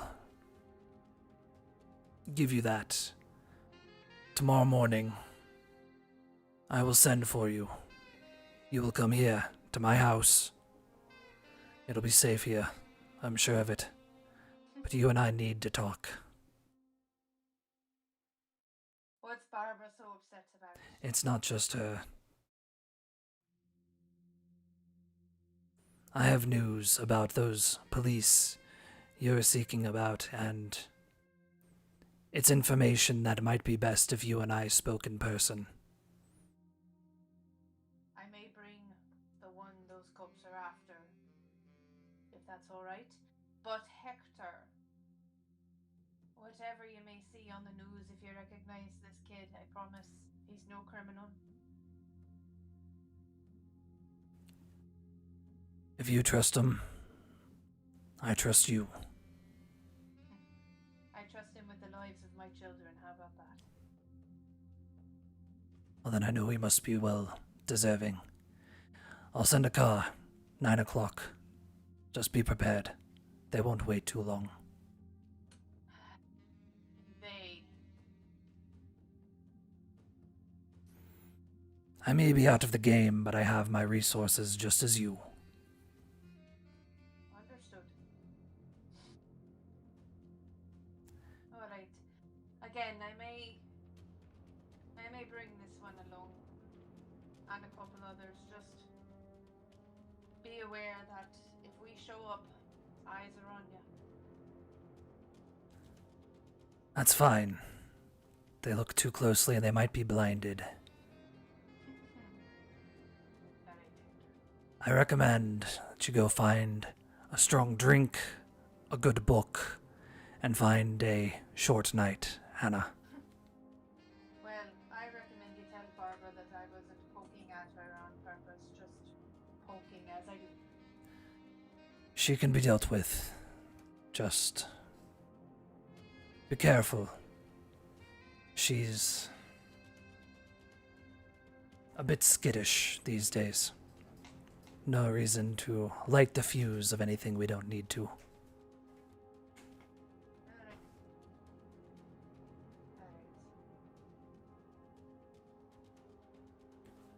Be well, See you tomorrow. indeed. I just hang up on him. He knows me by this point. I'm done. Yep. As the phone call disconnects, you've probably been, again, watching for the object in the sky, and it watches for a moment and then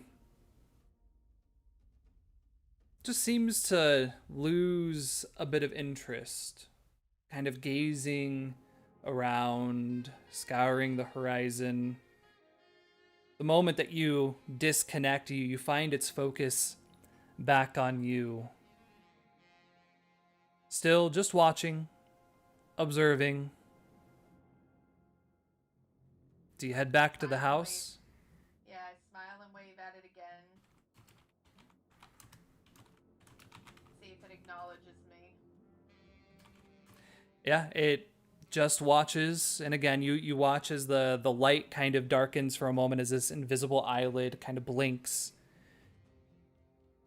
As you begin to move away, you see it rise a bit, and you stand and watch and take a step back, trying to pull it past the forest, just to see if it will. And it rises high and high. And it gets to a point where you do see it almost curves up and around. And then there's this almost pop-like movement as it seems to pierce through an invisible layer and move upon your property. Oh, that bitch. Okay. I'm gonna point up at it, waggle my finger, and then point back at Barbara King's house. Like, go. It blinks a few times and lowers down. Gives you another look up and down.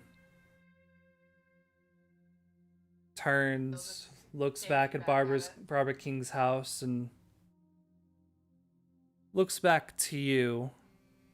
There's a long, hard stairs. You feel like, again, there's just this pressing, I'm reading you, you read me. And then it does agree. Moves back just above the forest, finds a place kind of up in the sky where you're no longer able to see the full shape, just the dark outline of it, and it just sits there.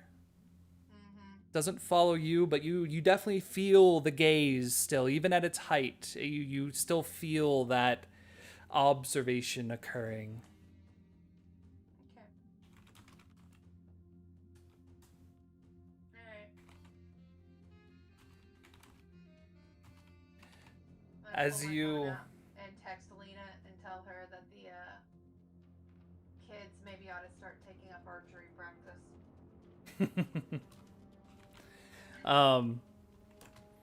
Yeah, she replies like with a few emoticons of the archer, the target, and then like thumbs up, like, you know, just a few quick. That sounds good. As you do get up to the porch, you notice a brief shape kind of in the window and then ducks down and tries to hide. Recognize who it was.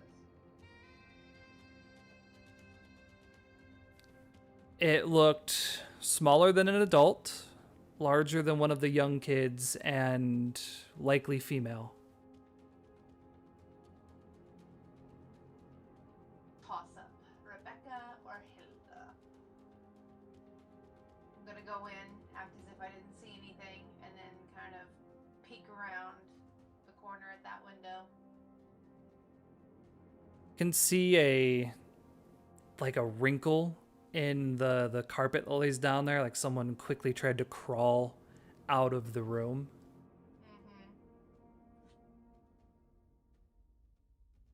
Gonna follow it. You get right to the edge of the hallway just as you hear the door kind of creak that's heading downstairs. You hear some subtle footsteps heading down to the second floor. You try to catch up, to catch a glance before they get down. Terrible to see who it was. Give me a go toe-to-toe to see if you will act quicker than them. Okay. Well. Let's see here. Safe house. This is my house.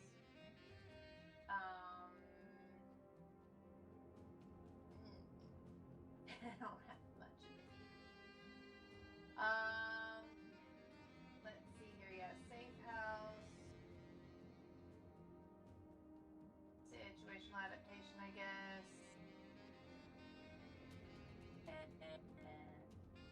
Yeah, I don't have much else, so that's all I'm gonna do.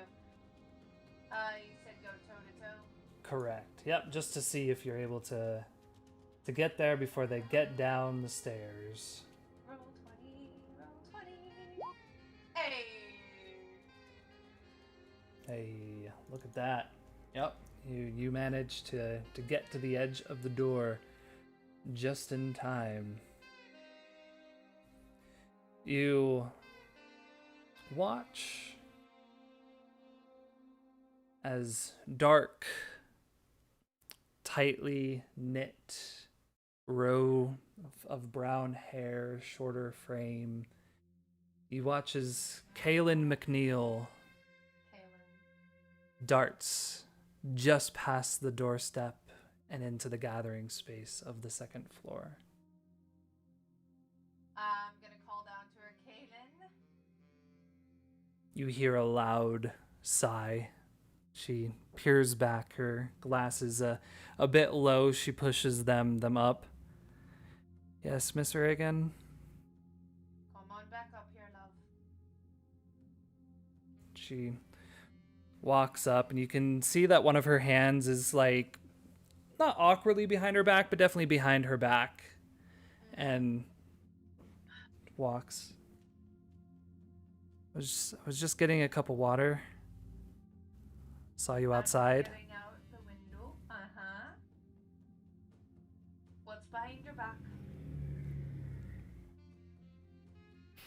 She pulls it out, and you see the large, like, leather journal that she always has. She's always writing or tracing or drawing stuff in it.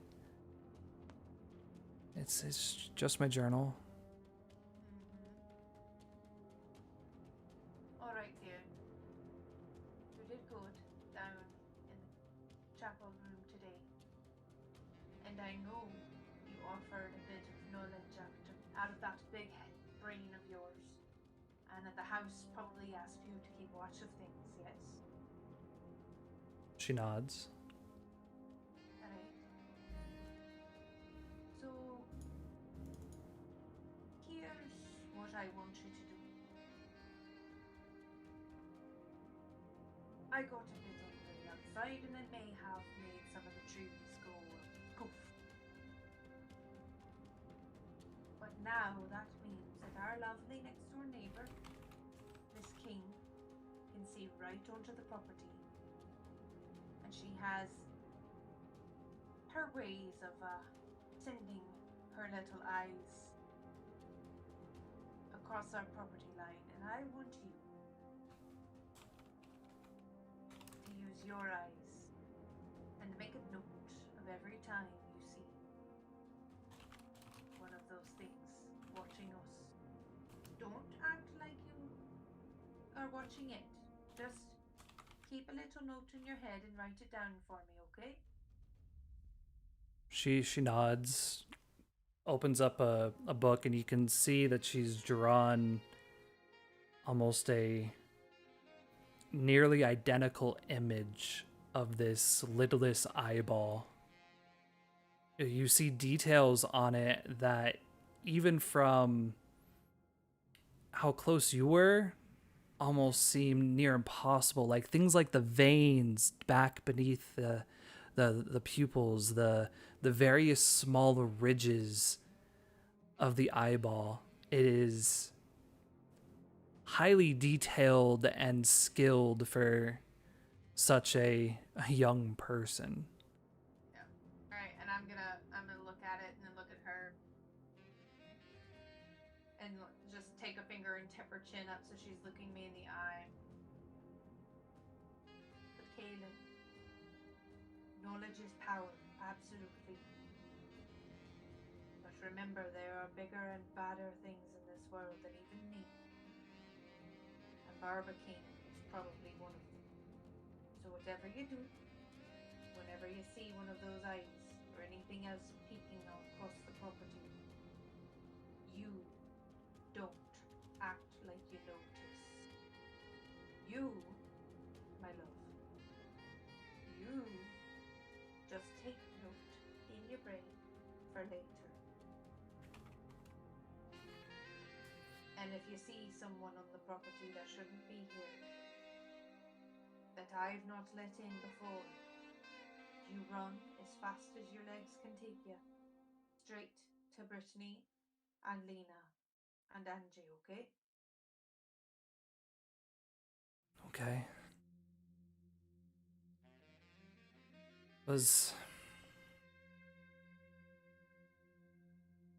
I think it saw me for a bit. Probably did. That's fine. It's going to see all of us until I can figure out how to keep them out. But in the meantime, you keep your eyes on it, okay? The gaze that sees is the gaze that dominates, I understand. You're a smart lass. Alright, go off and play with you. No more of this creepy shit. I know, swear jar. You can hear the just the loudness, the chaos, the absolute good time that's happening in the gymnasium right now. There's the intense smell of pizza coming from the gymnasium and sweat. It's a very sickly smell. But every once in a while, you also hear the sound of cats meowing.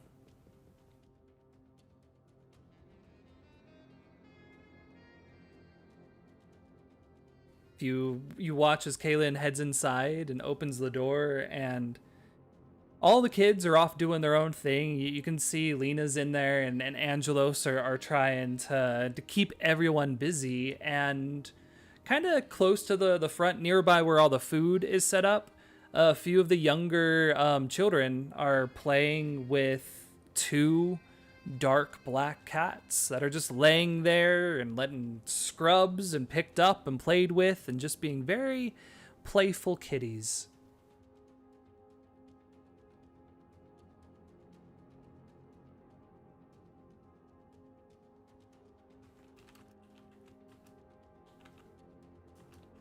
Do you make your way into the gym? Do you just observe from outside? I watch for a minute. And then I go to the chapel room.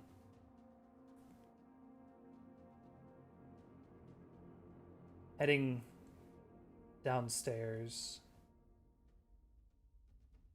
the echoes of the chamber above begin to fade more and more, and as you reach the bottom, you feel that humidity surround you, dripping wet. You'll hear a squeaker or a sneaker kind of squeak across the gym floor, that high-pitched sound. But there'll be a moment where it sounds like a bird screech instead of just shoes. You'll hear the sound of a jaguar roar, but then it sounds like the groan of the house. You definitely feel like stepping into the third floor is not like it has ever been before. It's almost come alive in a way. Like you are just on the other side of a looking glass of something powerful and foreign and immense.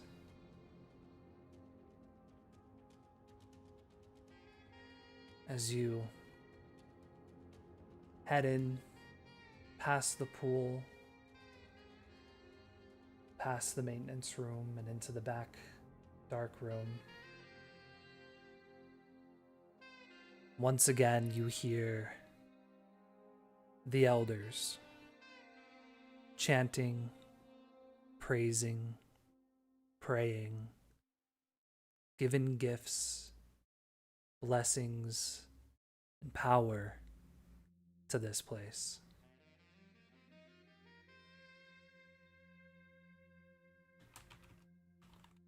Going to sit on the floor next to the chapel, or to the altar.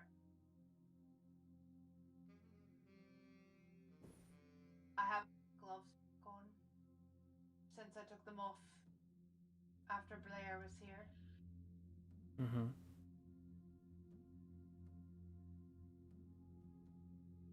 I want to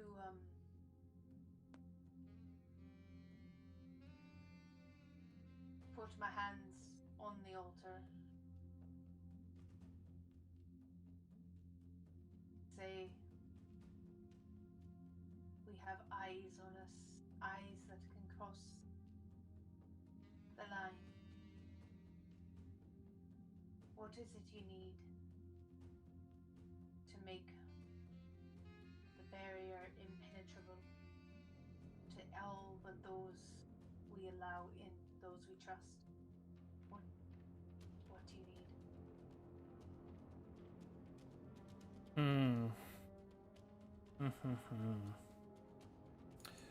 What would this...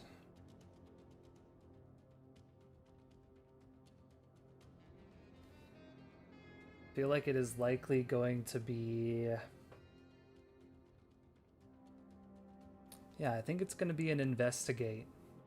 As you try to just sit and listen and meditate to hear, how can I take this place and just absolutely disconnect it from the city? How can I make this just mine? Mm-hmm. I want to use Secrets of the Mist.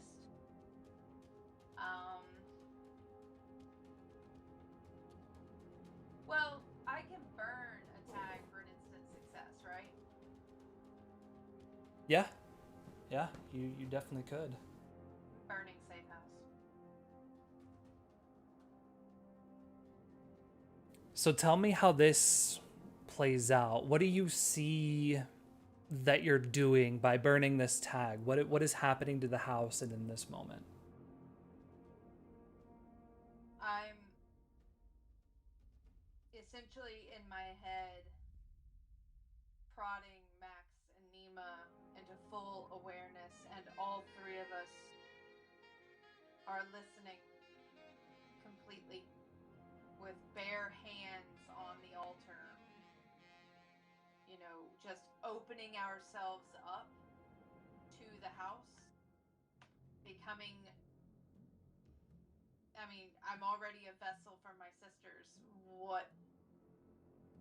It won't take much more for me to add the house in there as well. Kind of thing, like welcoming the house into me so that I can do more to protect it. So I can wield a bit of its power if I need to. The question is asked, and you open yourself to allow whatever needs to happen. The response within the room at first is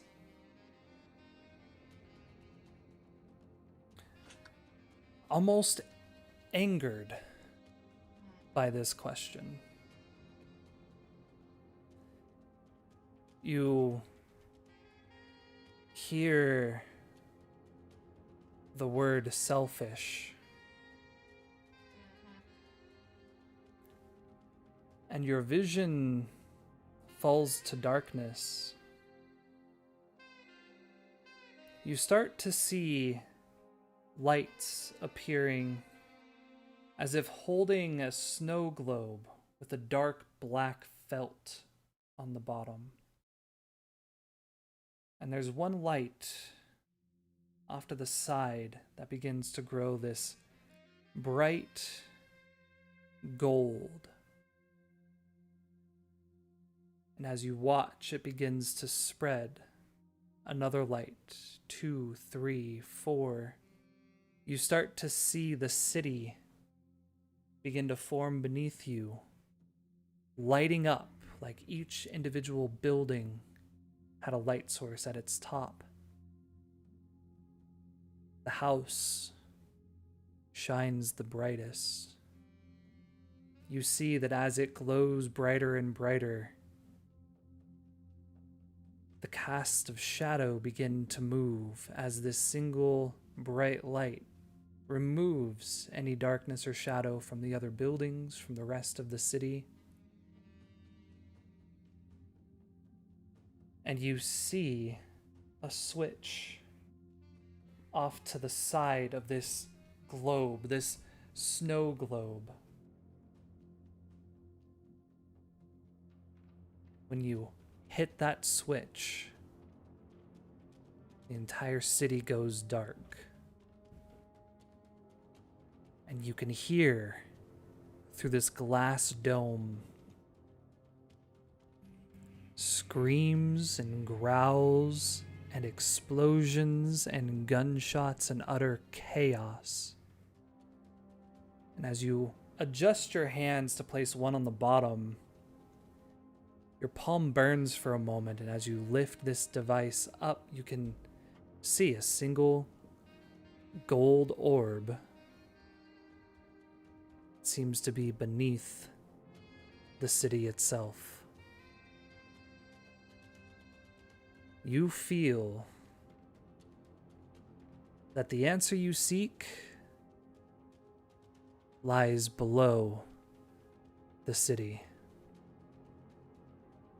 Someone or something can tell you how to truly make a place disappear. But doing so, well, the house is telling you will drive the world to chaos. Alright. I want to tell it. And I don't want to cut it off completely. I just want to keep those that would harm us from coming in.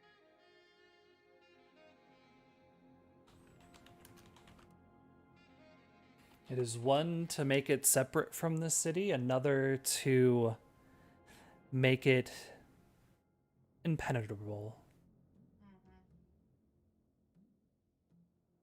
You continue to keep your eyes closed, meditating and hearing the chanting, turning from anger back into just giving power and praise. There's a moment where you feel the room shake, and that brief pain you had felt in your hands, in a flash of moment, feels cold, and you feel something resting in your palm. Looking down, you see a pair of dog tags in your hand, marked with the name Hector Burton. Type it in chat here. Lots of Hectors. There are.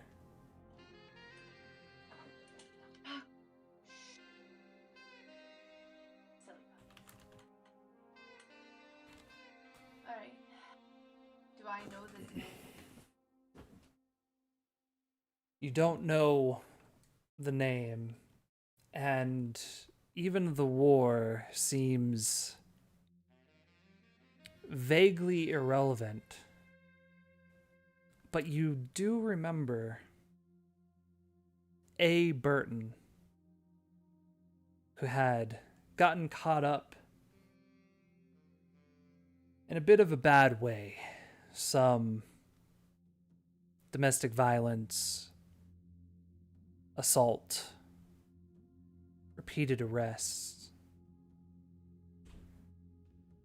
Remember, he was a larger gentleman, shaved red head, pot marks across his face, and the tattoo on his arm of an eagle holding a flag and Roman numbers underneath.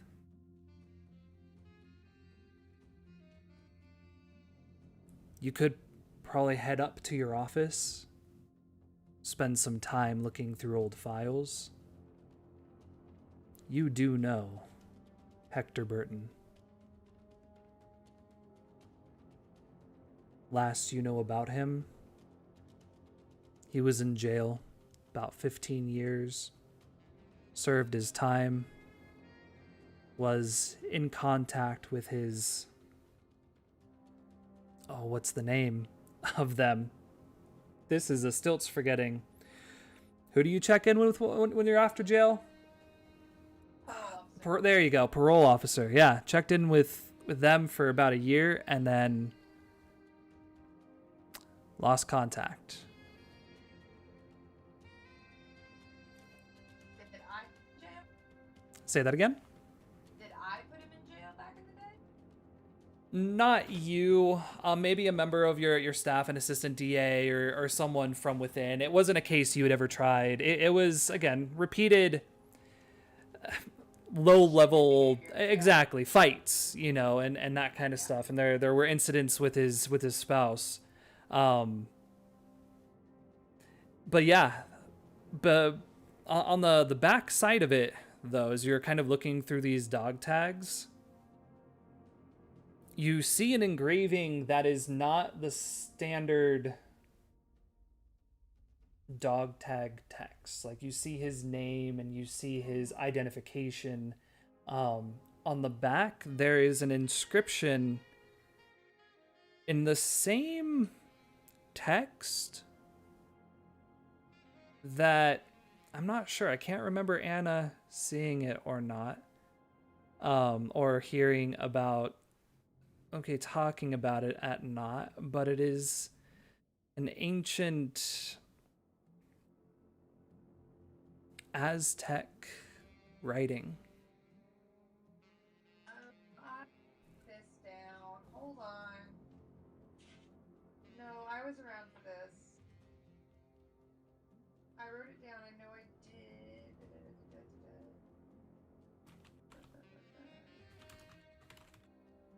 Oh my gosh, I don't know if you guys can hear Paco snoring in the background, but it was making me laugh. No. Hold on. I take so many notes. Aztec writing. I remember Pet talking about it. May have been before I was officially introduced. Wiley smells right here. Cassidy was around for it. I don't know if Anna was. Wasn't the Aztec stuff below the morgue? It was, Weird yeah. sacrifice Yes, place? there we Yep, go. So those yeah, weird displays. Yeah. Cassidy was around for it. Anna was not. I think that you actually, yeah, maybe that was the week Oh no, before. that might have been the week before or the week of Oh, yeah. of me popping in for real. Yeah, I can't remember if we did a cliffhanger because we were all being crazy and about to get caught by the cops. Yeah, there was a lot going on. Yeah, there was a lot going on. I think, have you spent some time listening to the chants and stuff here in the altar room? Yeah. There are times when you hear someone speaking a very similar language within this room.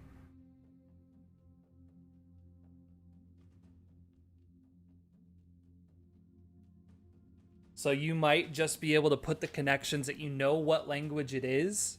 You know that it definitely has a connection to this place. And if you want to learn how to make this place disappear, well, the house has just given you a lead. All right. Clutch on to the dog tags. Oh. And I'm gonna head upstairs to make a call. All right. Let's take a quick break so I can go refill my water. We can all take a moment to stretch. If anyone's out there watching, make sure to do the same. And we will be back here in about 5 minutes. So, yeah, thanks for hanging out. We'll talk to you soon. Good.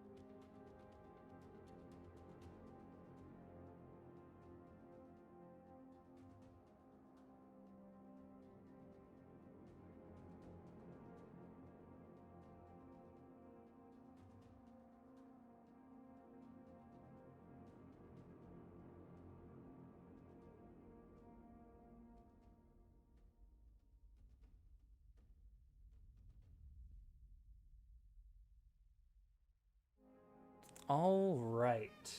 We are back. We're gonna transition away from the dark room and this protective house, and instead find ourselves pulling on to a busy street in Independence. It is full of restaurants, diners, various clubs, a few shops. It's right underneath the trainway that passes by on a regular basis. So there's a lot of noise in the area, from up above, from the people in the area, to the sounds of the music. And right in the middle of it all, located on the corner of Jameson and Brown, is the Beehive. A challenge in itself to battle the noise of the rails above and the chaos of the street that surround, but when you hear those sultry chords, you're drawn in. And as you can taste the sweet beats and notes of the music in the air, you find yourself staying to watch show after show. The yellow and white lights of the sign flicker, drawing man and bug alike. And the place just pulses with a beat inside. To make it in the city, you have to make it here. All the greats have, all the greats will. As you pull in on this now Saturday evening, the place is starting to fill. It is going to be a live show tonight. You're familiar with this routine, as you would likely show up around 4 o'clock and try to help out with the electrics a little bit, as much as you can, before heading up to the front booth and beginning to sell tickets, preparing for the 7, 8, 9, and beyond showings. There's already a line starting to form. As you arrive, do you ask Connor to park? Do you ask him to come inside? Do you just hop out and head in on your own? What do you two do?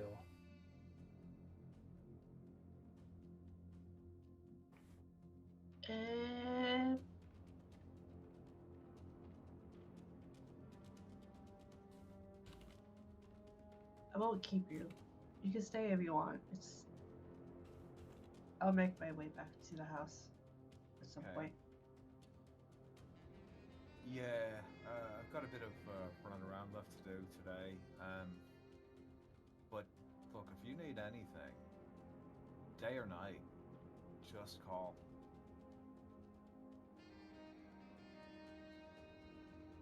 A half-assed smile kind of twitches on her mouth, and she's like, "Not alright." Gets out of the car, grabs the blueprints, and heads in. And remind me, did you just take all of your letters and put them in your apartment, or do you have those with you as well? I think I have them with me, just because I just shoved them all into the bag. Okay. So yeah, you got a pocket full of papers. Yes. So you head immediately to the front, and you can see that there's another young woman sitting in the ticket booth who looks up to you. You don't recognize her. She doesn't recognize you. And she waves to tell you to stop, points, tickets required. You don't see any bouncers at the door at the moment. You just see that red velvet line that's across, holding the line back right now. You need to get a ticket and wait in line. Show will be starting at about half an hour now. If you hurry, won't have to wait too long. So, I rummaged through my pockets. Surely I have an ID or something with me. Hopefully. Yeah, I'm sure you have like your driver's license, all that. You probably don't have your work badge on you, because that would be something you probably hang around your neck like on a lanyard.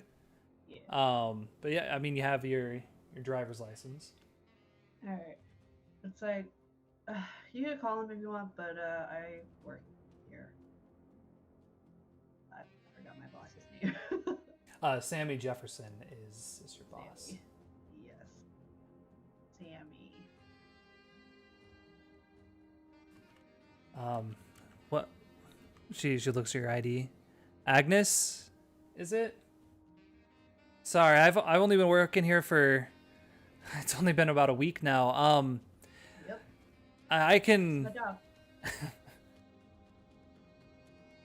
I can call inside real fast. Just give me a second. Interesting. She pulls out a walkie. Does anyone know an Agnes Reed? You hear a response, and it kind of sounds a bit loud. Yeah, no, she's right outside, sir. Oh, okay. Hamad, we'll be out to see you. Hamad is the stage manager of this place. He was basically your manager, the one that would set your schedule and ask for your help, your support when an electrical issue came up. Got it. Exploiter. You hear the impact of the door, and he comes out. You can see he's been sweating. You can smell the overbearing cologne waft towards you. He reaches to grab you by the arm and pull you kind of away from the ticket booth and away from the crowd. Do you resist or do you go with him?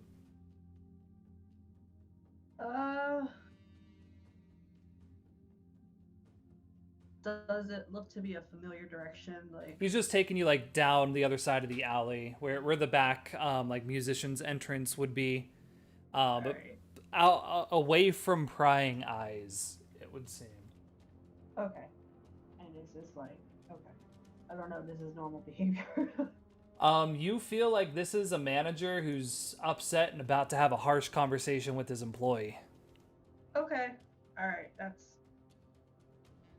inevitable. Just follow.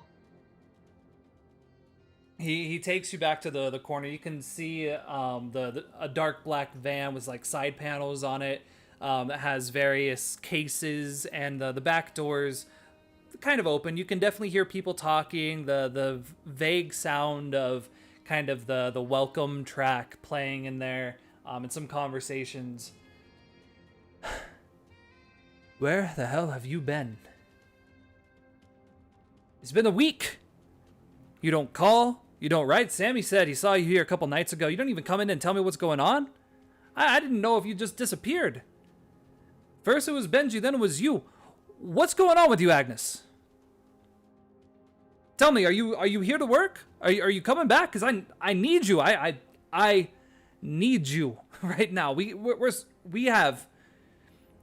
It's a damn mess inside. Are you okay? And you can tell like his emotion is. He's telling he's being a bit harsh, and he's kind of going through what had happened previously and why you weren't there. And when he asks that, you can tell he's actually caring. Like he does want to know if you're okay. Look, I've been better, but what do you need done right now?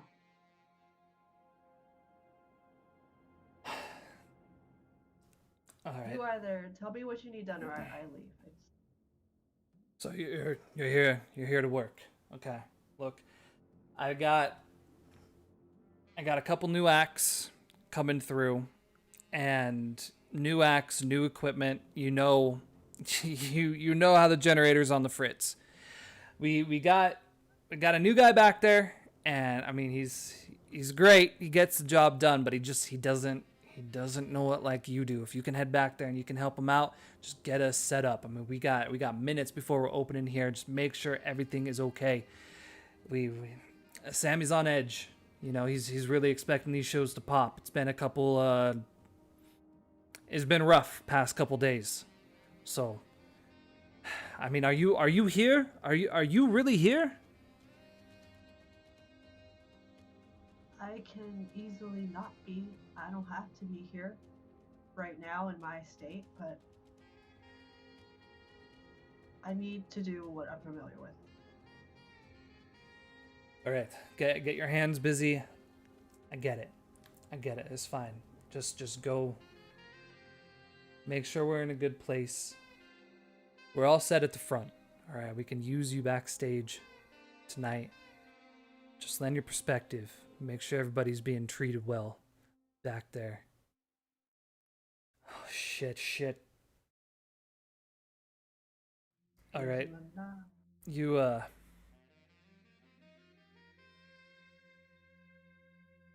steer clear of, Green Room 1, all right? At that, I cast them a hard glance. Why? What's wrong with Green Room 1? Miriam's here. Miriam is Benji's mom. Yeah. Why is she still here? She hasn't left. Why hasn't she left? Sammy let her set up a whole vigil to her son in Green Room 1, and she never leaves. She's just here. Day after day, night after night. Just always here. There's one of the girls, her name's Naomi. She's supposed to be our lead tonight. She's in there talking. I don't know. They seem to be getting along pretty fine. But just avoid it. She doesn't come out. So staying backstage, don't worry about that. I won't tell her you're here. She won't find out from me. I know you never had your chance to tell your side of the story, and I'm sorry about that. Just know Sammy and I, we've been on your side. We know that what happened to Benji, that was not you. That was this damn show business. Damn curse, the young and up and coming. It was just a horrible situation.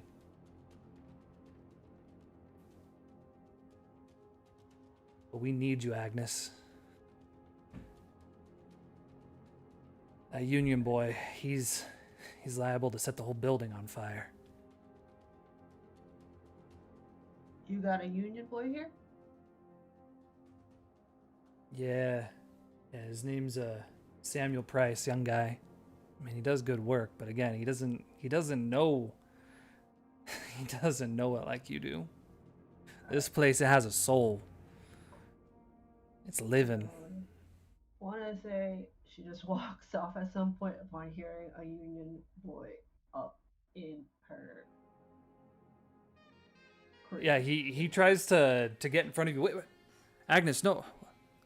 Please, we need you. That you got a problem with it? Do you know him? I don't know him, but they know me. So I'm gonna find out why. Who knows you?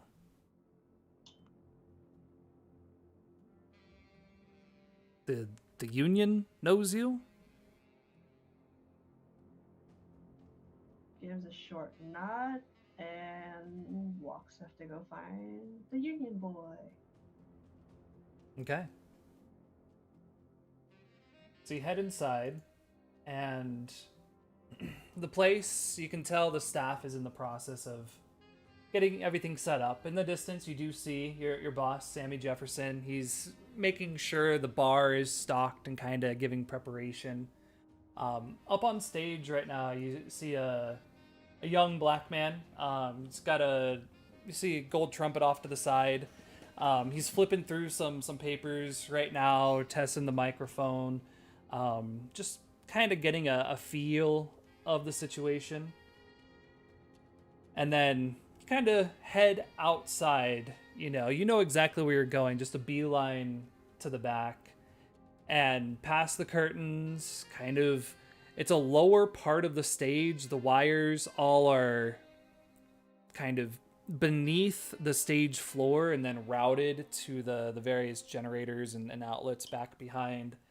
So you have to kind of crawl around in there and duck down. It's a little kind of attic, or not attic, but subfloor space. As you get close, you can see that the access panel is open and you see a flashlight inside. And yeah, looking down, see a young male, 20s, short hair. He does have a worker's lanyard around. He's not wearing a work suit. He's got pretty, like a polo on, cargo pants. And he's currently in the process of taping up one of the wires that's down beneath. You can see he's holding the flashlight in his mouth, and he's just got a big black thing of electrical tape just wrapping up one of the wires beneath the stage. Alright, I'm gonna crouch down. I guess I'm on the surface above him or something. Yeah, like you can like see into the access panel, but you'd have to duck down into there to actually get within the belly of the hive. Okay. Well, I guess then I'll drop down like I have before. Just be like, you don't want to be taking that. They're gonna yank it loose. He kind of tilts his head down to flash the light and pulls it out. Sorry, say that again? You don't want to be taping that. When they start performing, it's gonna yank loose.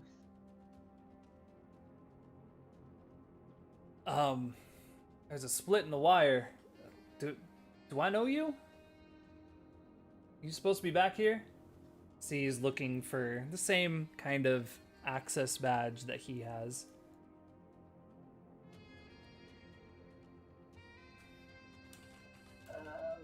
Sorry, my brain like black for a second. You don't know me. Now, I don't know you. I don't really know what you think you're doing down here. I suggest you go before, God damn, I keep forgetting my boss's name again. Before boss's name, insert here. Sammy. Sammy. Here, let me help you with that.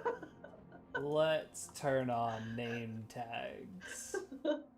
Let's get some name tags. There we go. We got Samuel and... Or we got Sammy and we got Samuel. So many.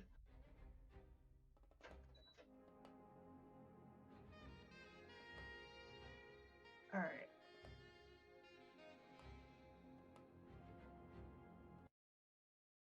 I don't know who you are, but I need you to get out of this space right now. You are messing up all of my wiring. Miss, I'm in this space. This is my job. I need you to take a step back, please, before I call security. You could call them, but Ahmad will be here. You see... Ahmad. All right, Yeah. ma'am, you see this badge? This means I'm certified to be down here. An electrician, this is my job. I'm not sure who you are, but I need you to take a step out of this area and take yourself back out to the front room. I need to finish up here. We're going live in a couple minutes.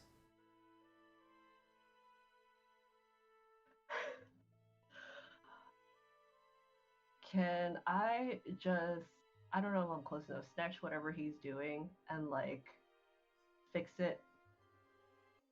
Whatever he thought he was doing, it's being done now. Yeah, I mean, you'd have to push past him a little bit yeah, you'd be pretty close, almost reaching over him to do that. Do you get up in his personal space? Yeah, it's my space. All this is my space. Okay.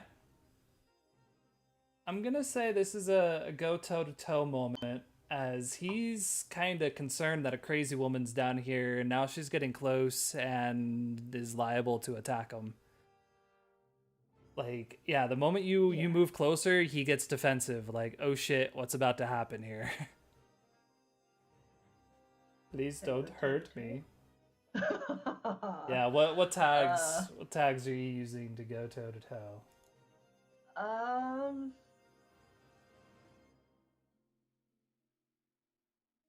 Definitely. Oh my gosh.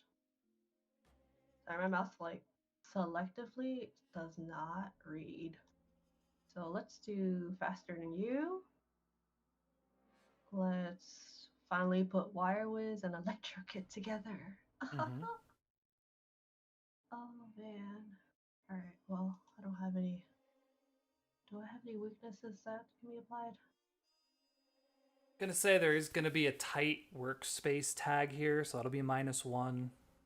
Okay, It's a bit of a squeeze. alright. Well, let's see what happens. Okay. So, which two are you selecting to obviously get there? And what, so the problem is that it's a frayed or a stripped wire, so he's applying tape so that it doesn't continue to fray and Okay. can destroy the wire. So how are you planning on replacing it or fixing it? What was your plan, if that was your Um, task?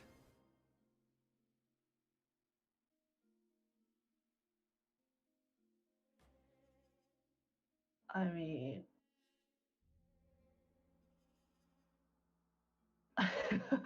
it's weird because like I kind of know some of this, and I'm just like trying to. Oh,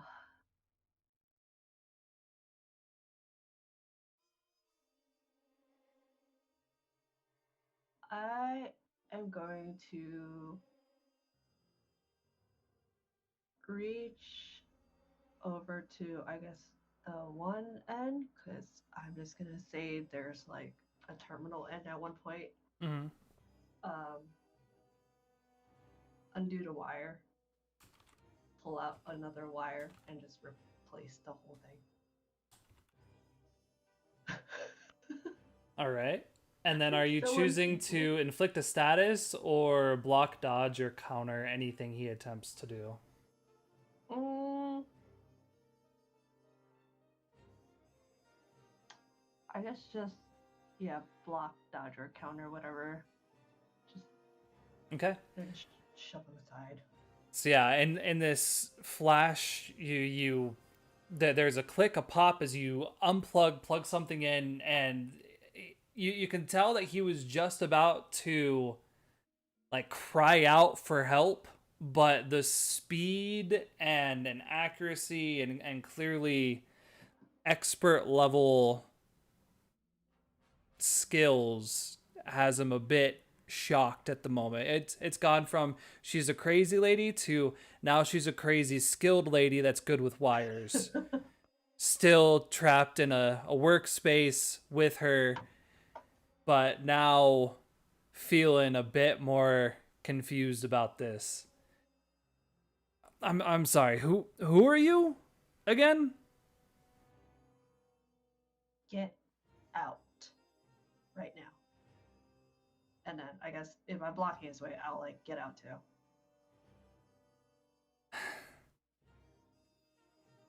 All right. I'm telling you, ma'am, this was my job. Mr. Jefferson told me to do this. I'm not sure who the hell you are coming up in here swapping out wires and all that. Scoots himself out, pulls himself out of the panel, and kind of stands there waiting to see if you're going to join him outside or not. I was probably gonna jump back in and fix the other stuff back to I guess, passable or whatever grade I did things back in the day Mm-hmm. before Yeah. coming back out. So yeah, you spend some time going around finding, the few other problems, the various amps that are plugged into the wrong device, or the outlet that shouldn't be used. Kind of just cleaning up things that could potentially be dangerous, right? There's just a certain way that this whole mess is supposed to work.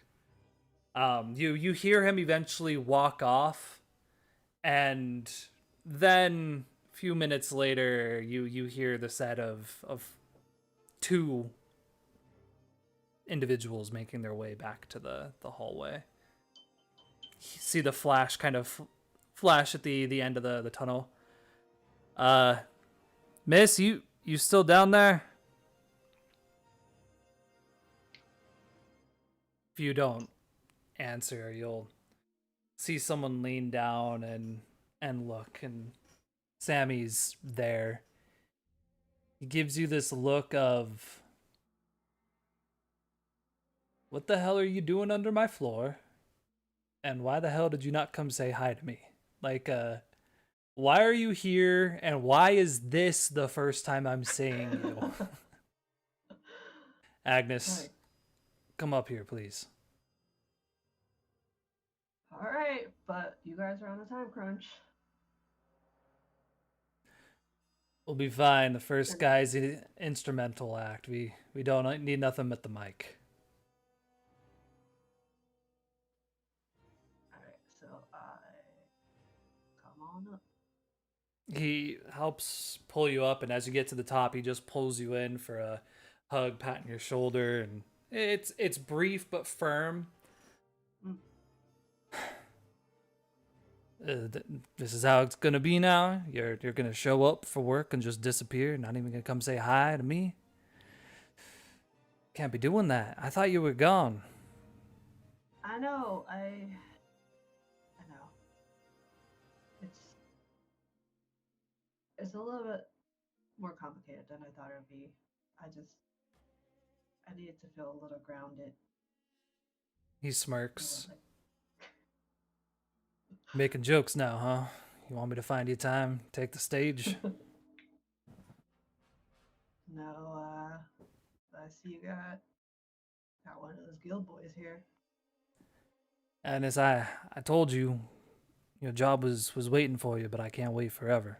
And there are a few that have your skill that are readily available here in our neck of the woods. So, seen Mr. Price around a few times. He mentioned he was skilled and interested in helping us out here. So I figured, at the guild rates, why the hell not give him a chance? He's been doing all right. He's made it suitable the past few nights. Samuel, this is Agnes. Agnes was our special little queen bee for a time, able to do just about anything we needed around here. She's had a bit of a harsh week, so don't let anything she may have said affect you too deeply. I'm sure she truly didn't mean it. She might have a harsh sting sometimes, but she truly is it's a blessing to behold. He sticks his hand to shake yours, if you would allow.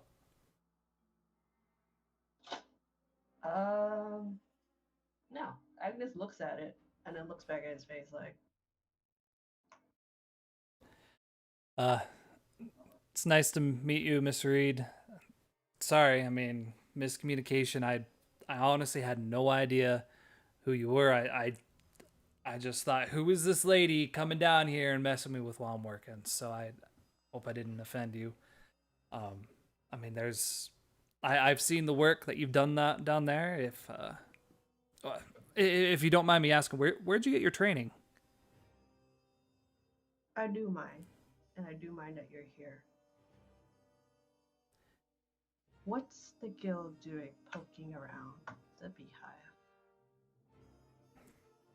I'm not sure what you mean, ma'am. This is my job. Were you assigned here? assigned. No, just because I'm a member of the union, I'm able to go work wherever I want. I'm not a member of the, I don't work for the city. I find work where I can. I mean, who wouldn't want to work here?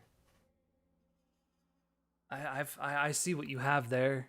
I see what you're doing. I mean, the music that comes out of this place, it's not just because of the musicians on stage. It's because of what has been built.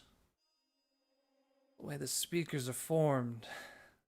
It's the power coming out of this place. It is beautiful. It's something that I want to touch. I want to be a part of. But Mr. Jefferson, I mean, if I'm stepping on toes here, just let me know. I don't want to. You can see Sammy's just been sitting back for a bit.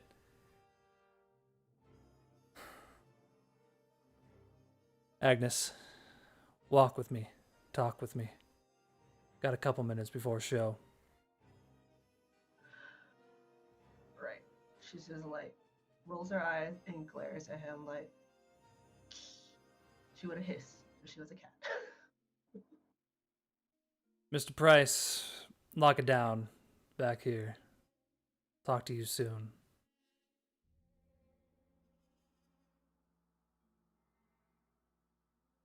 He takes and leads you to the bar, grabs a couple cups and pours out, you know. I don't know if there's a specific drink that he would know to get you, but something strong, but not too expensive. You want to tell me what's going on? You come in here after being gone for weeks. And now you're yelling at one of my new employees. Agnes, what's the deal? Right. So it was a double of, or a single whiskey. Let's just do a single whiskey. Mm-hmm. She chugs it, twirls the glass a little bit.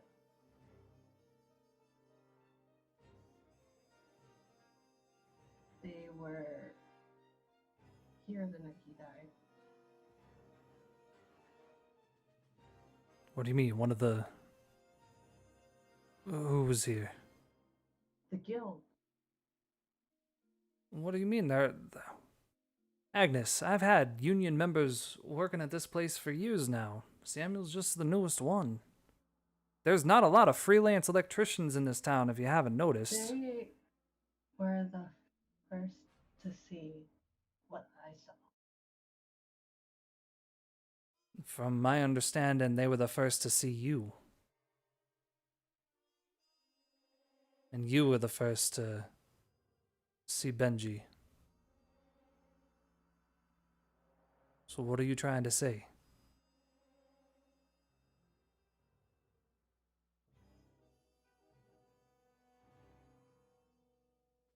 I can tell you that the men who were working back then, they aren't here anymore. They found positions elsewhere. Samuel, he's a good boy. He's been a member of our audience for quite some time, and he does quite fancy the work that's been done here. I think he's good for this place. I don't know what kind of hate you have for the guild, but I got a good feeling about him. She's like fighting with herself to either disclose the information or not. Like how deep the relationship between her and the guild is beyond this, and it's just like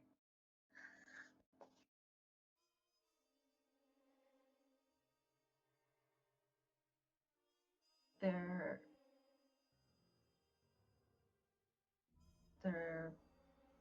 president has been sending me letters. You're gonna have to What kind of letters, Agnes? I'm not sure, but I haven't responded and I don't know if I intend to. It There is bad blood between him and my father. Mr. Fitzgerald? Agnes, I don't think Mr. Price has anything to. He's way too bottom level to have anything to do with the president of the union. Sarah, I don't trust them. Especially not now. What do you mean by them? You're saying you don't trust an entire union because of some bad blood between Mr. Fitzgerald and your dad? That's like saying you hate all bass musicians because they want to play the guitar, but they don't have the skills to do it. I mean, you can't make such a large assumption.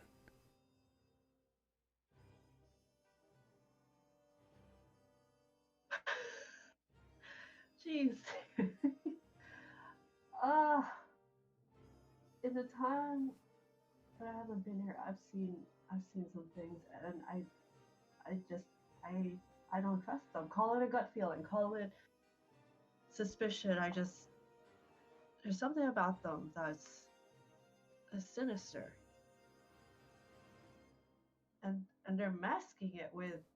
I'm sorry, are we talking about Will? the same man? He kind of points back and you can see Samuel's back there again, like going through the proper way of wrapping wires around, but I mean, he looks like a lamb. He just he, he just looks like a very green person who's just trying to do his best.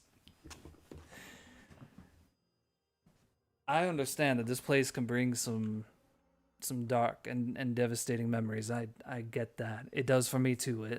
I can't walk in the back room without shedding a tear for what happened to Benji, but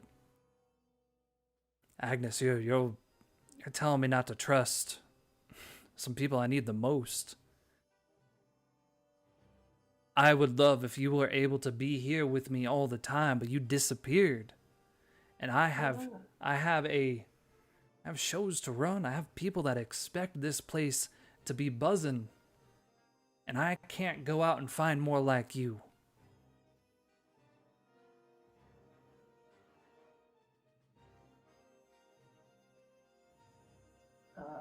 She's gonna tap the bartender over for another shot. Yep. He just leaves the bottle this time. Gonna pour indiscriminable amount. It's one shot, sure. And then I hate to leave you high and dry, but I can't stay. If it's He rubs the bridge of his nose. I'm sorry. Let me... Alright. I'll send him home for tonight.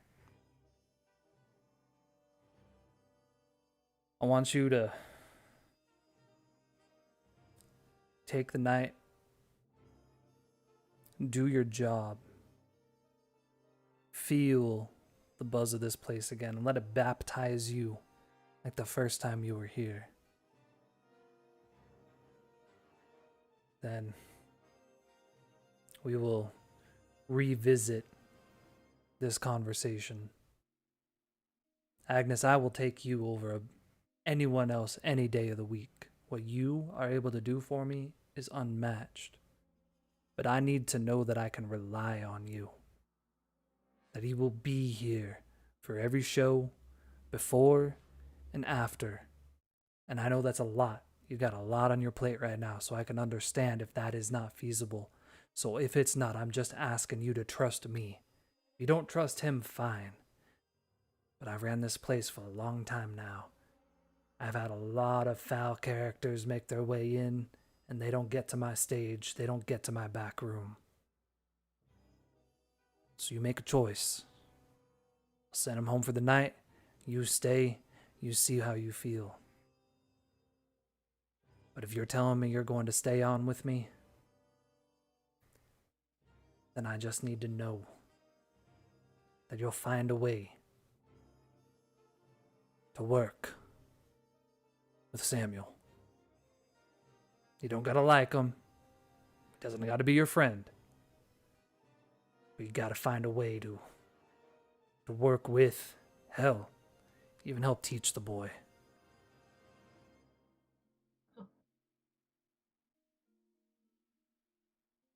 Chugs the rest of this quote one shot and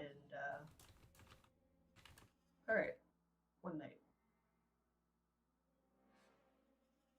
He reaches to grab your hand as an agreement. One night. Now let me tell you about this lineup we have tonight so you can get ready. We got 2 acts coming on. Young man up there, he's named K-Ron. He's a trumpeter. Heard him playing on one of the side streets down in the Rose and thought he might stand a chance here. So we're going to need to make sure that we're not blasting out everyone's eardrums. Play it cautious with the treble on that one.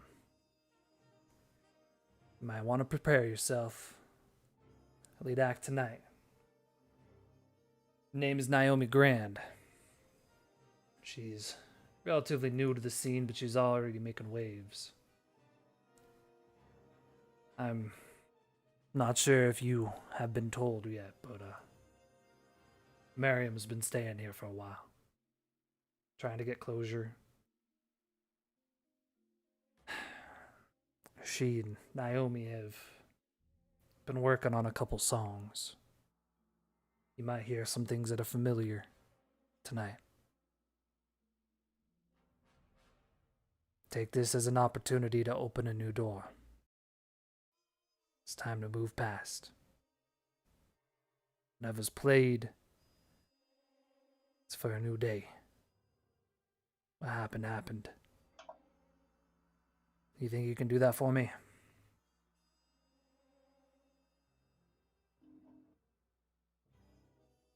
Sure. Alright. So we got trumpet up first, we got guitar up second. You stay back there, I want the lights flashing. I want the beats thumping. I want this place to be a buzz like it was the weeks before. Let's bring in the world, girl. Let's bring 'em in.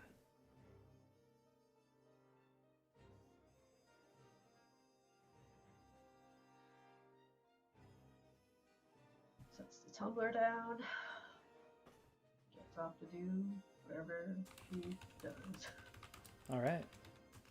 So as we fade from Agnes, there's a moment where we can see Samuel is told to go home. Get out of here. He's not needed. The rope is lifted. The crowd begins to fill. And the night begins to move forward. Far away and up to the north, we see the small brown vehicle who's traveled quite a lot today, pulling into a small community. Typical single-family homes stacked all together. And you're looking for a specific address.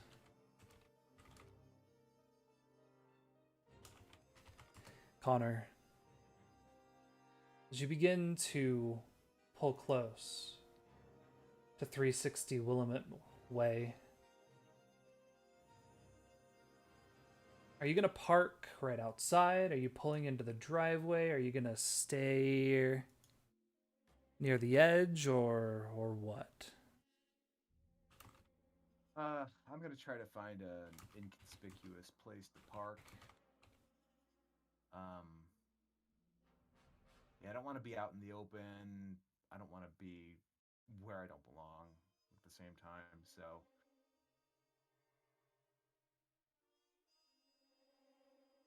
Yeah, you find a spot a few houses down where there's already a few larger trucks parked outside.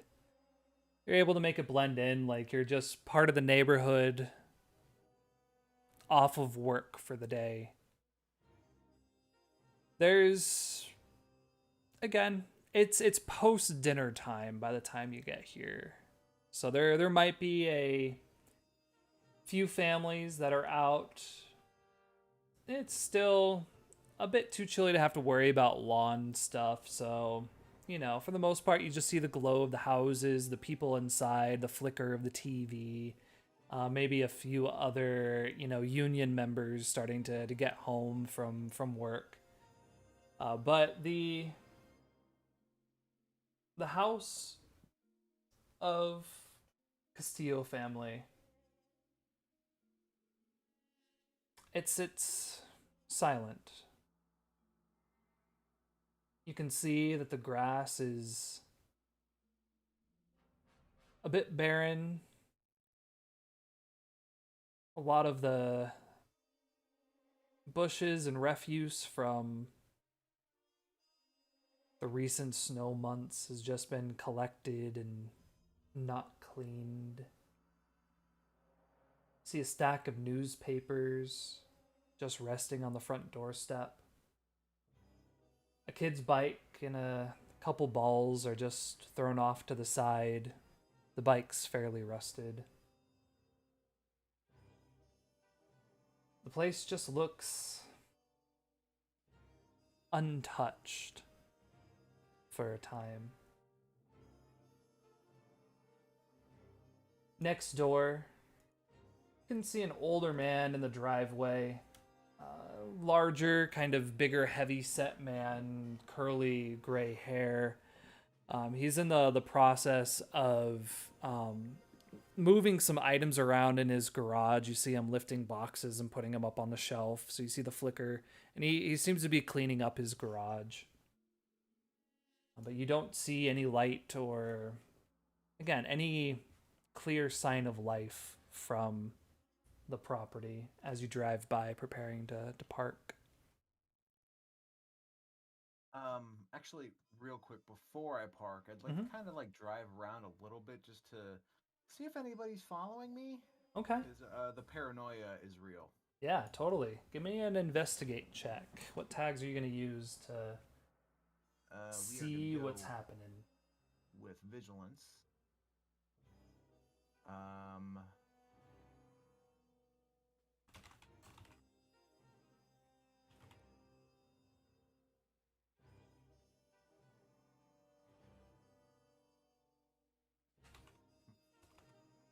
See if I have anything else that could apply, but I don't think so. So pretty much just the vigilance tag. Okay. And you said investigate? That's correct. Investigate. Okay. So, yeah. As you entered into this community, you noticed that there had been a pair of headlights that seemed to be tracking you for a bit. You keep watching them, kind of take a moment to go around a back way. And just as you take another turn, you kind of dart into a driveway just to get a better look. And you see this dark black van, not pure black, kind of a faded, sun-worn black that looks kind of familiar to a black van you saw speeding past the bar with a couple cops chasing after it.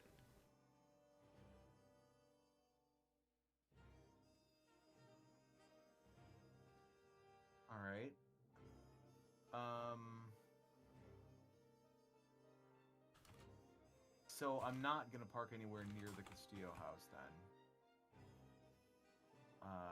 Is there any place that I can park further away that might have some cover and I can kind of walk over here? Yeah, there's like a playground nearby with an open, parking lot, couple cars already in there that you could cut through kind of the field and then get to the street kind of through a back way. Bands and playgrounds. Two great tastes that, oh god, no. Oh dear. Well, that lives on the internet now, so. Yeah. Yeah, I mean, I guess, or is there a house with like a for sale sign out in front of it? Sure. Yeah, I'll say there's a house it is with a a. moving van, so Yeah. might be a little inconspicuous.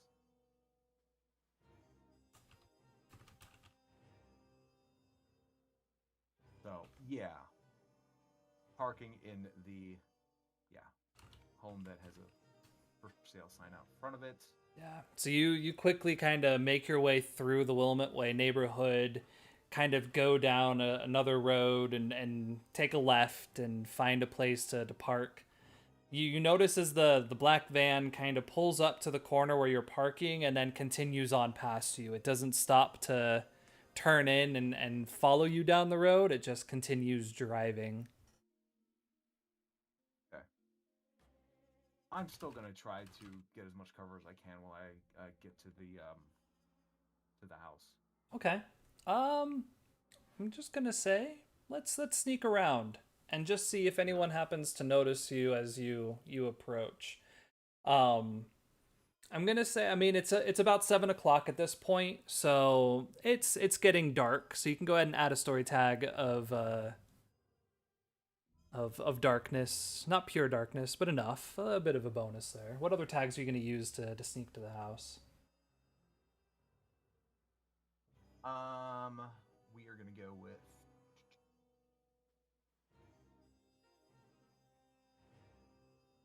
Again, I gotta say vigilance because that's gonna be, watching for anybody looking for me doing anything weird. Other than that, maybe I feel like maybe Legendary Warrior, because I mean that could be, Dead of Night attacks. So Okay, I can see that. I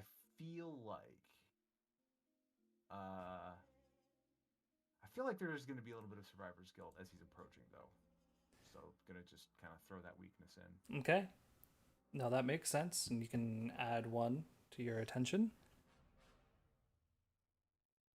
And we'll see what happens. Nothing at all. Oh, damn. Look at me. Or you can't because I'm that stealthy. Mwahaha. Yeah, no, you slowly make your way through, kind of blending in as a normal person on a walk when you feel like the neighborhoods are watching, but also ducking behind the tall trucks and vehicles when you feel like the roaming van might spot you. And yeah, I mean, you get to the house and you're able to get right up to the doorstep without even the neighbor noticing you head up there. As you get up, I mean, there's a decent stack of newspapers, all rolled up, some of them browned and aged. Looks like it's been some time since they were collected. I'm not expecting an answer, but I will knock on the door. Yeah, in you case. wait for a moment. And then you hear a door open deep inside, the creak of a door. Some footsteps. The light flicks on in the living room. Comes to the door, and you hear a couple locks being unswitched. And, oh, what just happened?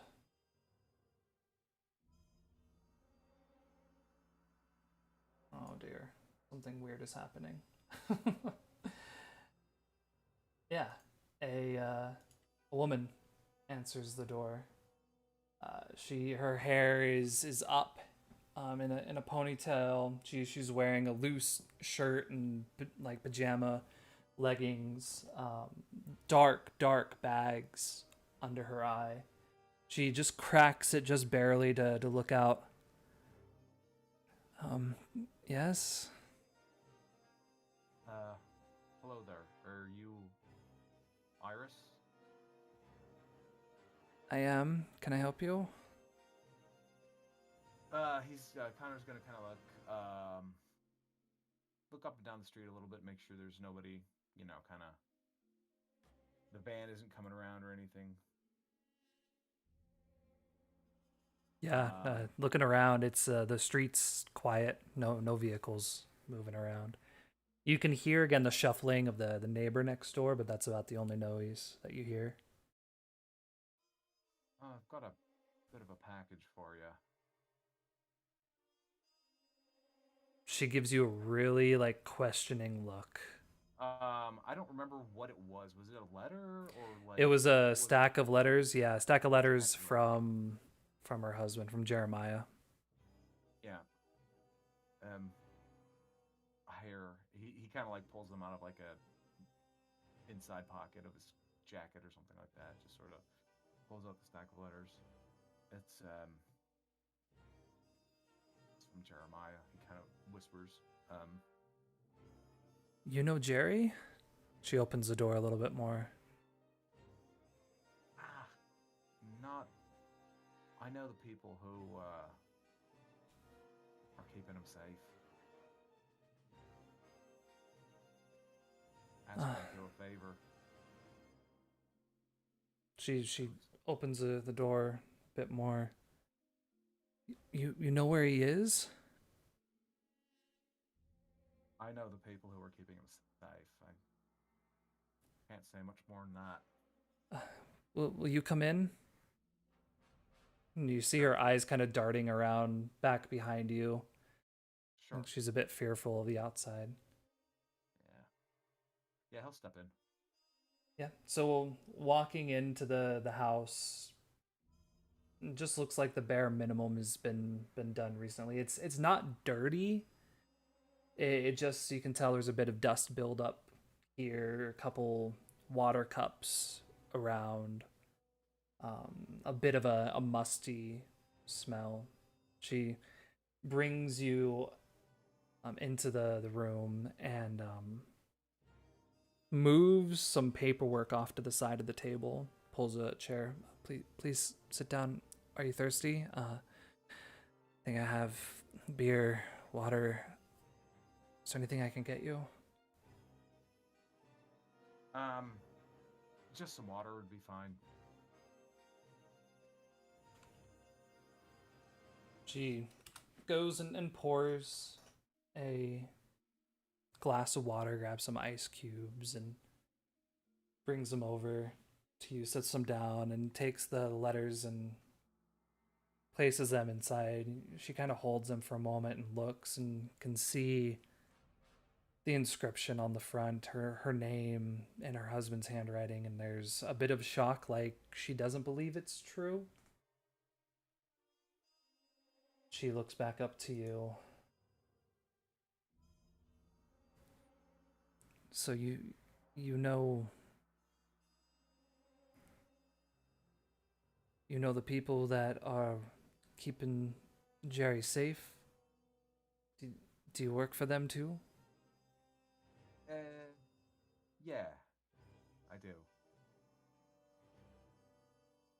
I'm fairly new, but yeah, I'm definitely working with them.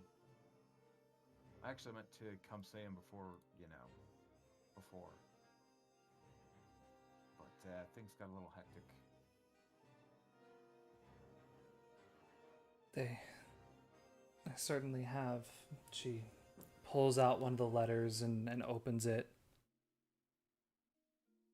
You have a moment to look across the table, and you can see newspaper clippings and articles, obituaries, all of them surrounding missing children, children that have returned, children that have died, any kind of, case or situation that involved a child. She has cut all of them out.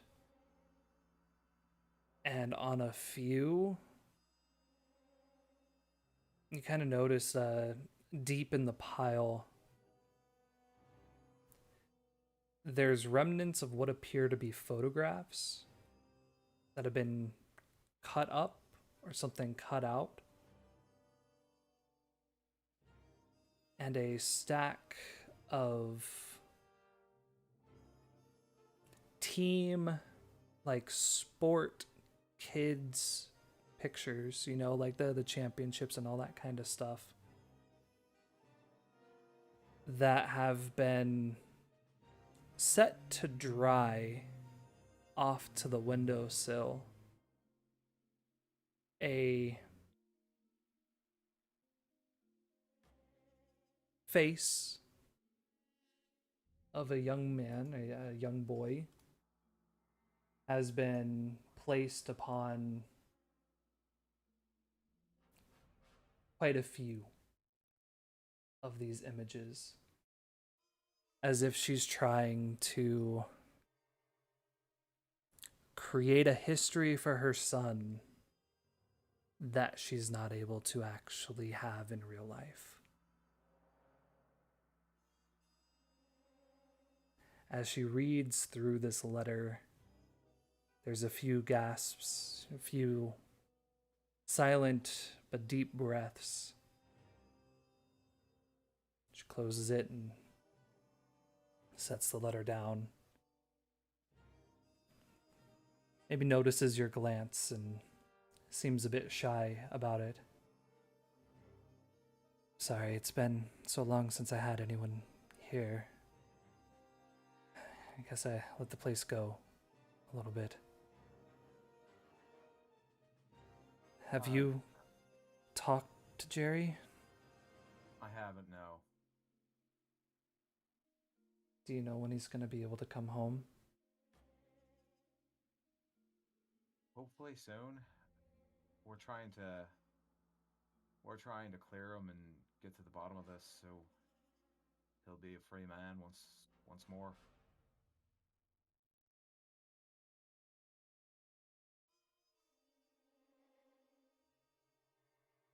Do you think that there's any way that your people will let me talk to him? It's been so long since I heard my husband's voice. I won't ask where he is. I just want to hear that he's okay. I can understand that. I can see what I can do. Like I said, I'm fairly new, but I feel like it's worth giving it a try.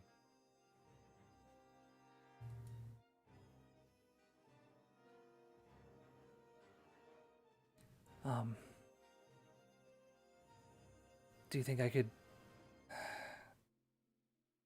I really don't want to intrude, but I think I'd like to maybe make a care package or something for Jerry. Pack him some socks, maybe something to eat. Would you be okay if maybe I got your number and had you take it to him? I think that'd be perfectly all right.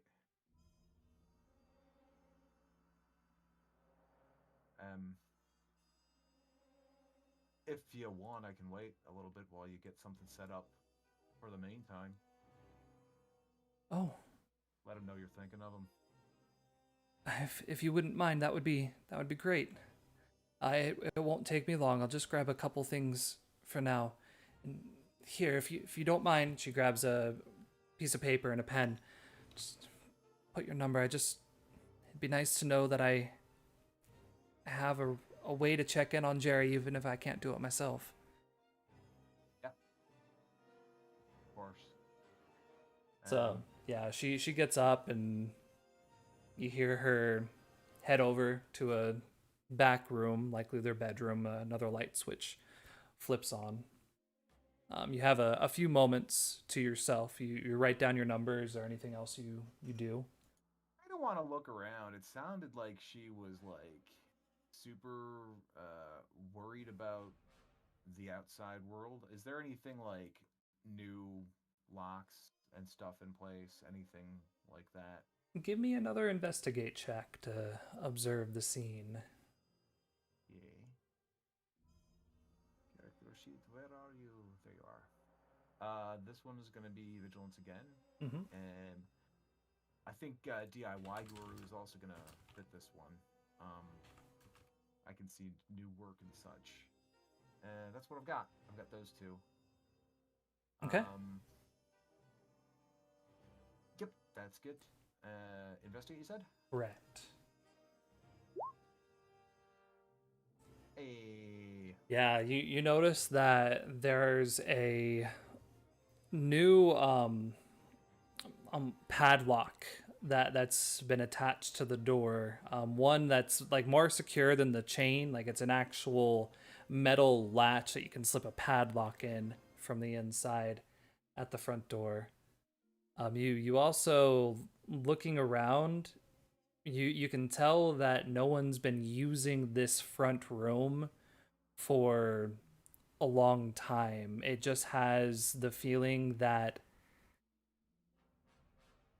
she feels too exposed, and all of the living quarters feels to primarily be that back room, the one that she's in now, the one that would be back behind the garage, and any areas with direct view towards the outside world are very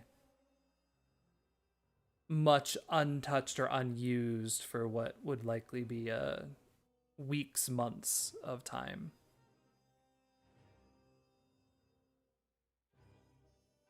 Okay. When she gets back, I will ask her about that. Don't know how long she takes though. There's some time where you kind of get uncomfortable because things have gone a bit silent. Like you'd heard her ruffling around and grabbing some things, and then the house kind of just falls a bit quiet. Maybe you make your way down the hallway just a little bit to get a closer listen, and you hear very subtle crying. Yeah. No, he's gonna go back to the room that he was in before. Yeah, this is awkward. There's maybe a good couple of minutes of this where it just feels like it's going on for so long and you don't know what to do, and this is not Connor's comfort place. Not at all. But you do eventually see a shadow in the walkway, and she walks out. She sees you standing there and wipes away some tears and tries to put on a smile for you. And she has a small kind of carry suitcase, takes it over, and I hope this isn't too much. Just know he likely needs a change of clothes, and it's not too much, is it? No, not at all. Not at all. Well, I'm sure he'll appreciate it. He's got to miss the taste of home. Speaking of that, couldn't help but notice. Then he kind of points out like the new locks and stuff. Have you been having any problems lately that you want to tell me about, maybe?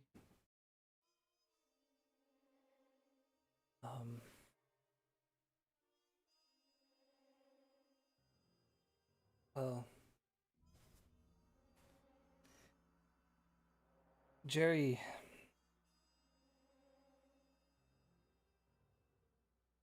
called that night. He had the fight with with that lawyer, and he told me he was gonna have to just hang low for a little bit. He sounded real scared.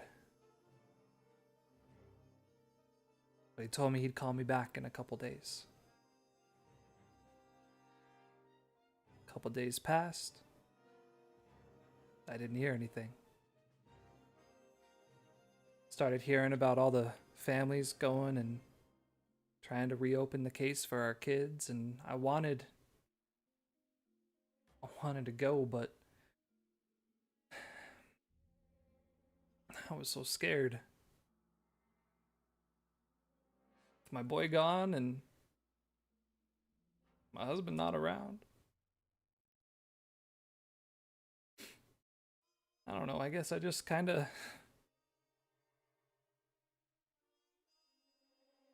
want to lock myself in. I get that.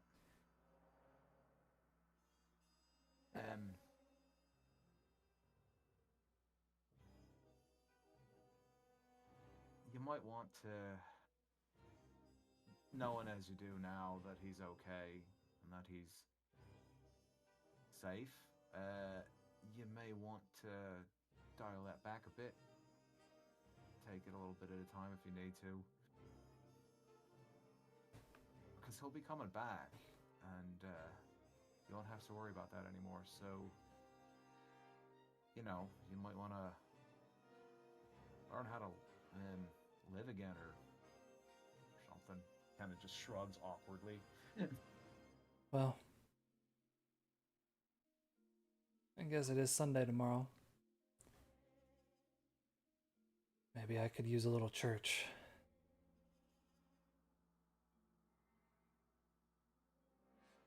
I'll do that. I'll read through these letters and you'll get that stuff to Jerry and we'll be just one step closer to being a family again. I will. I'll get this to him as soon as I possibly can.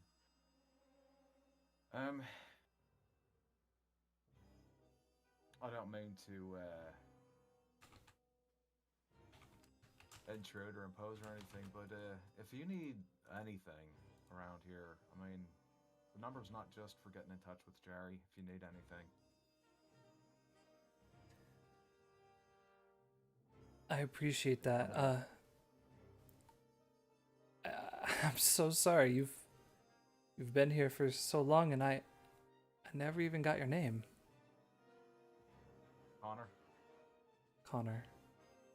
Finley. All right, Connor. I live down there, and then I kind of tell her where I live.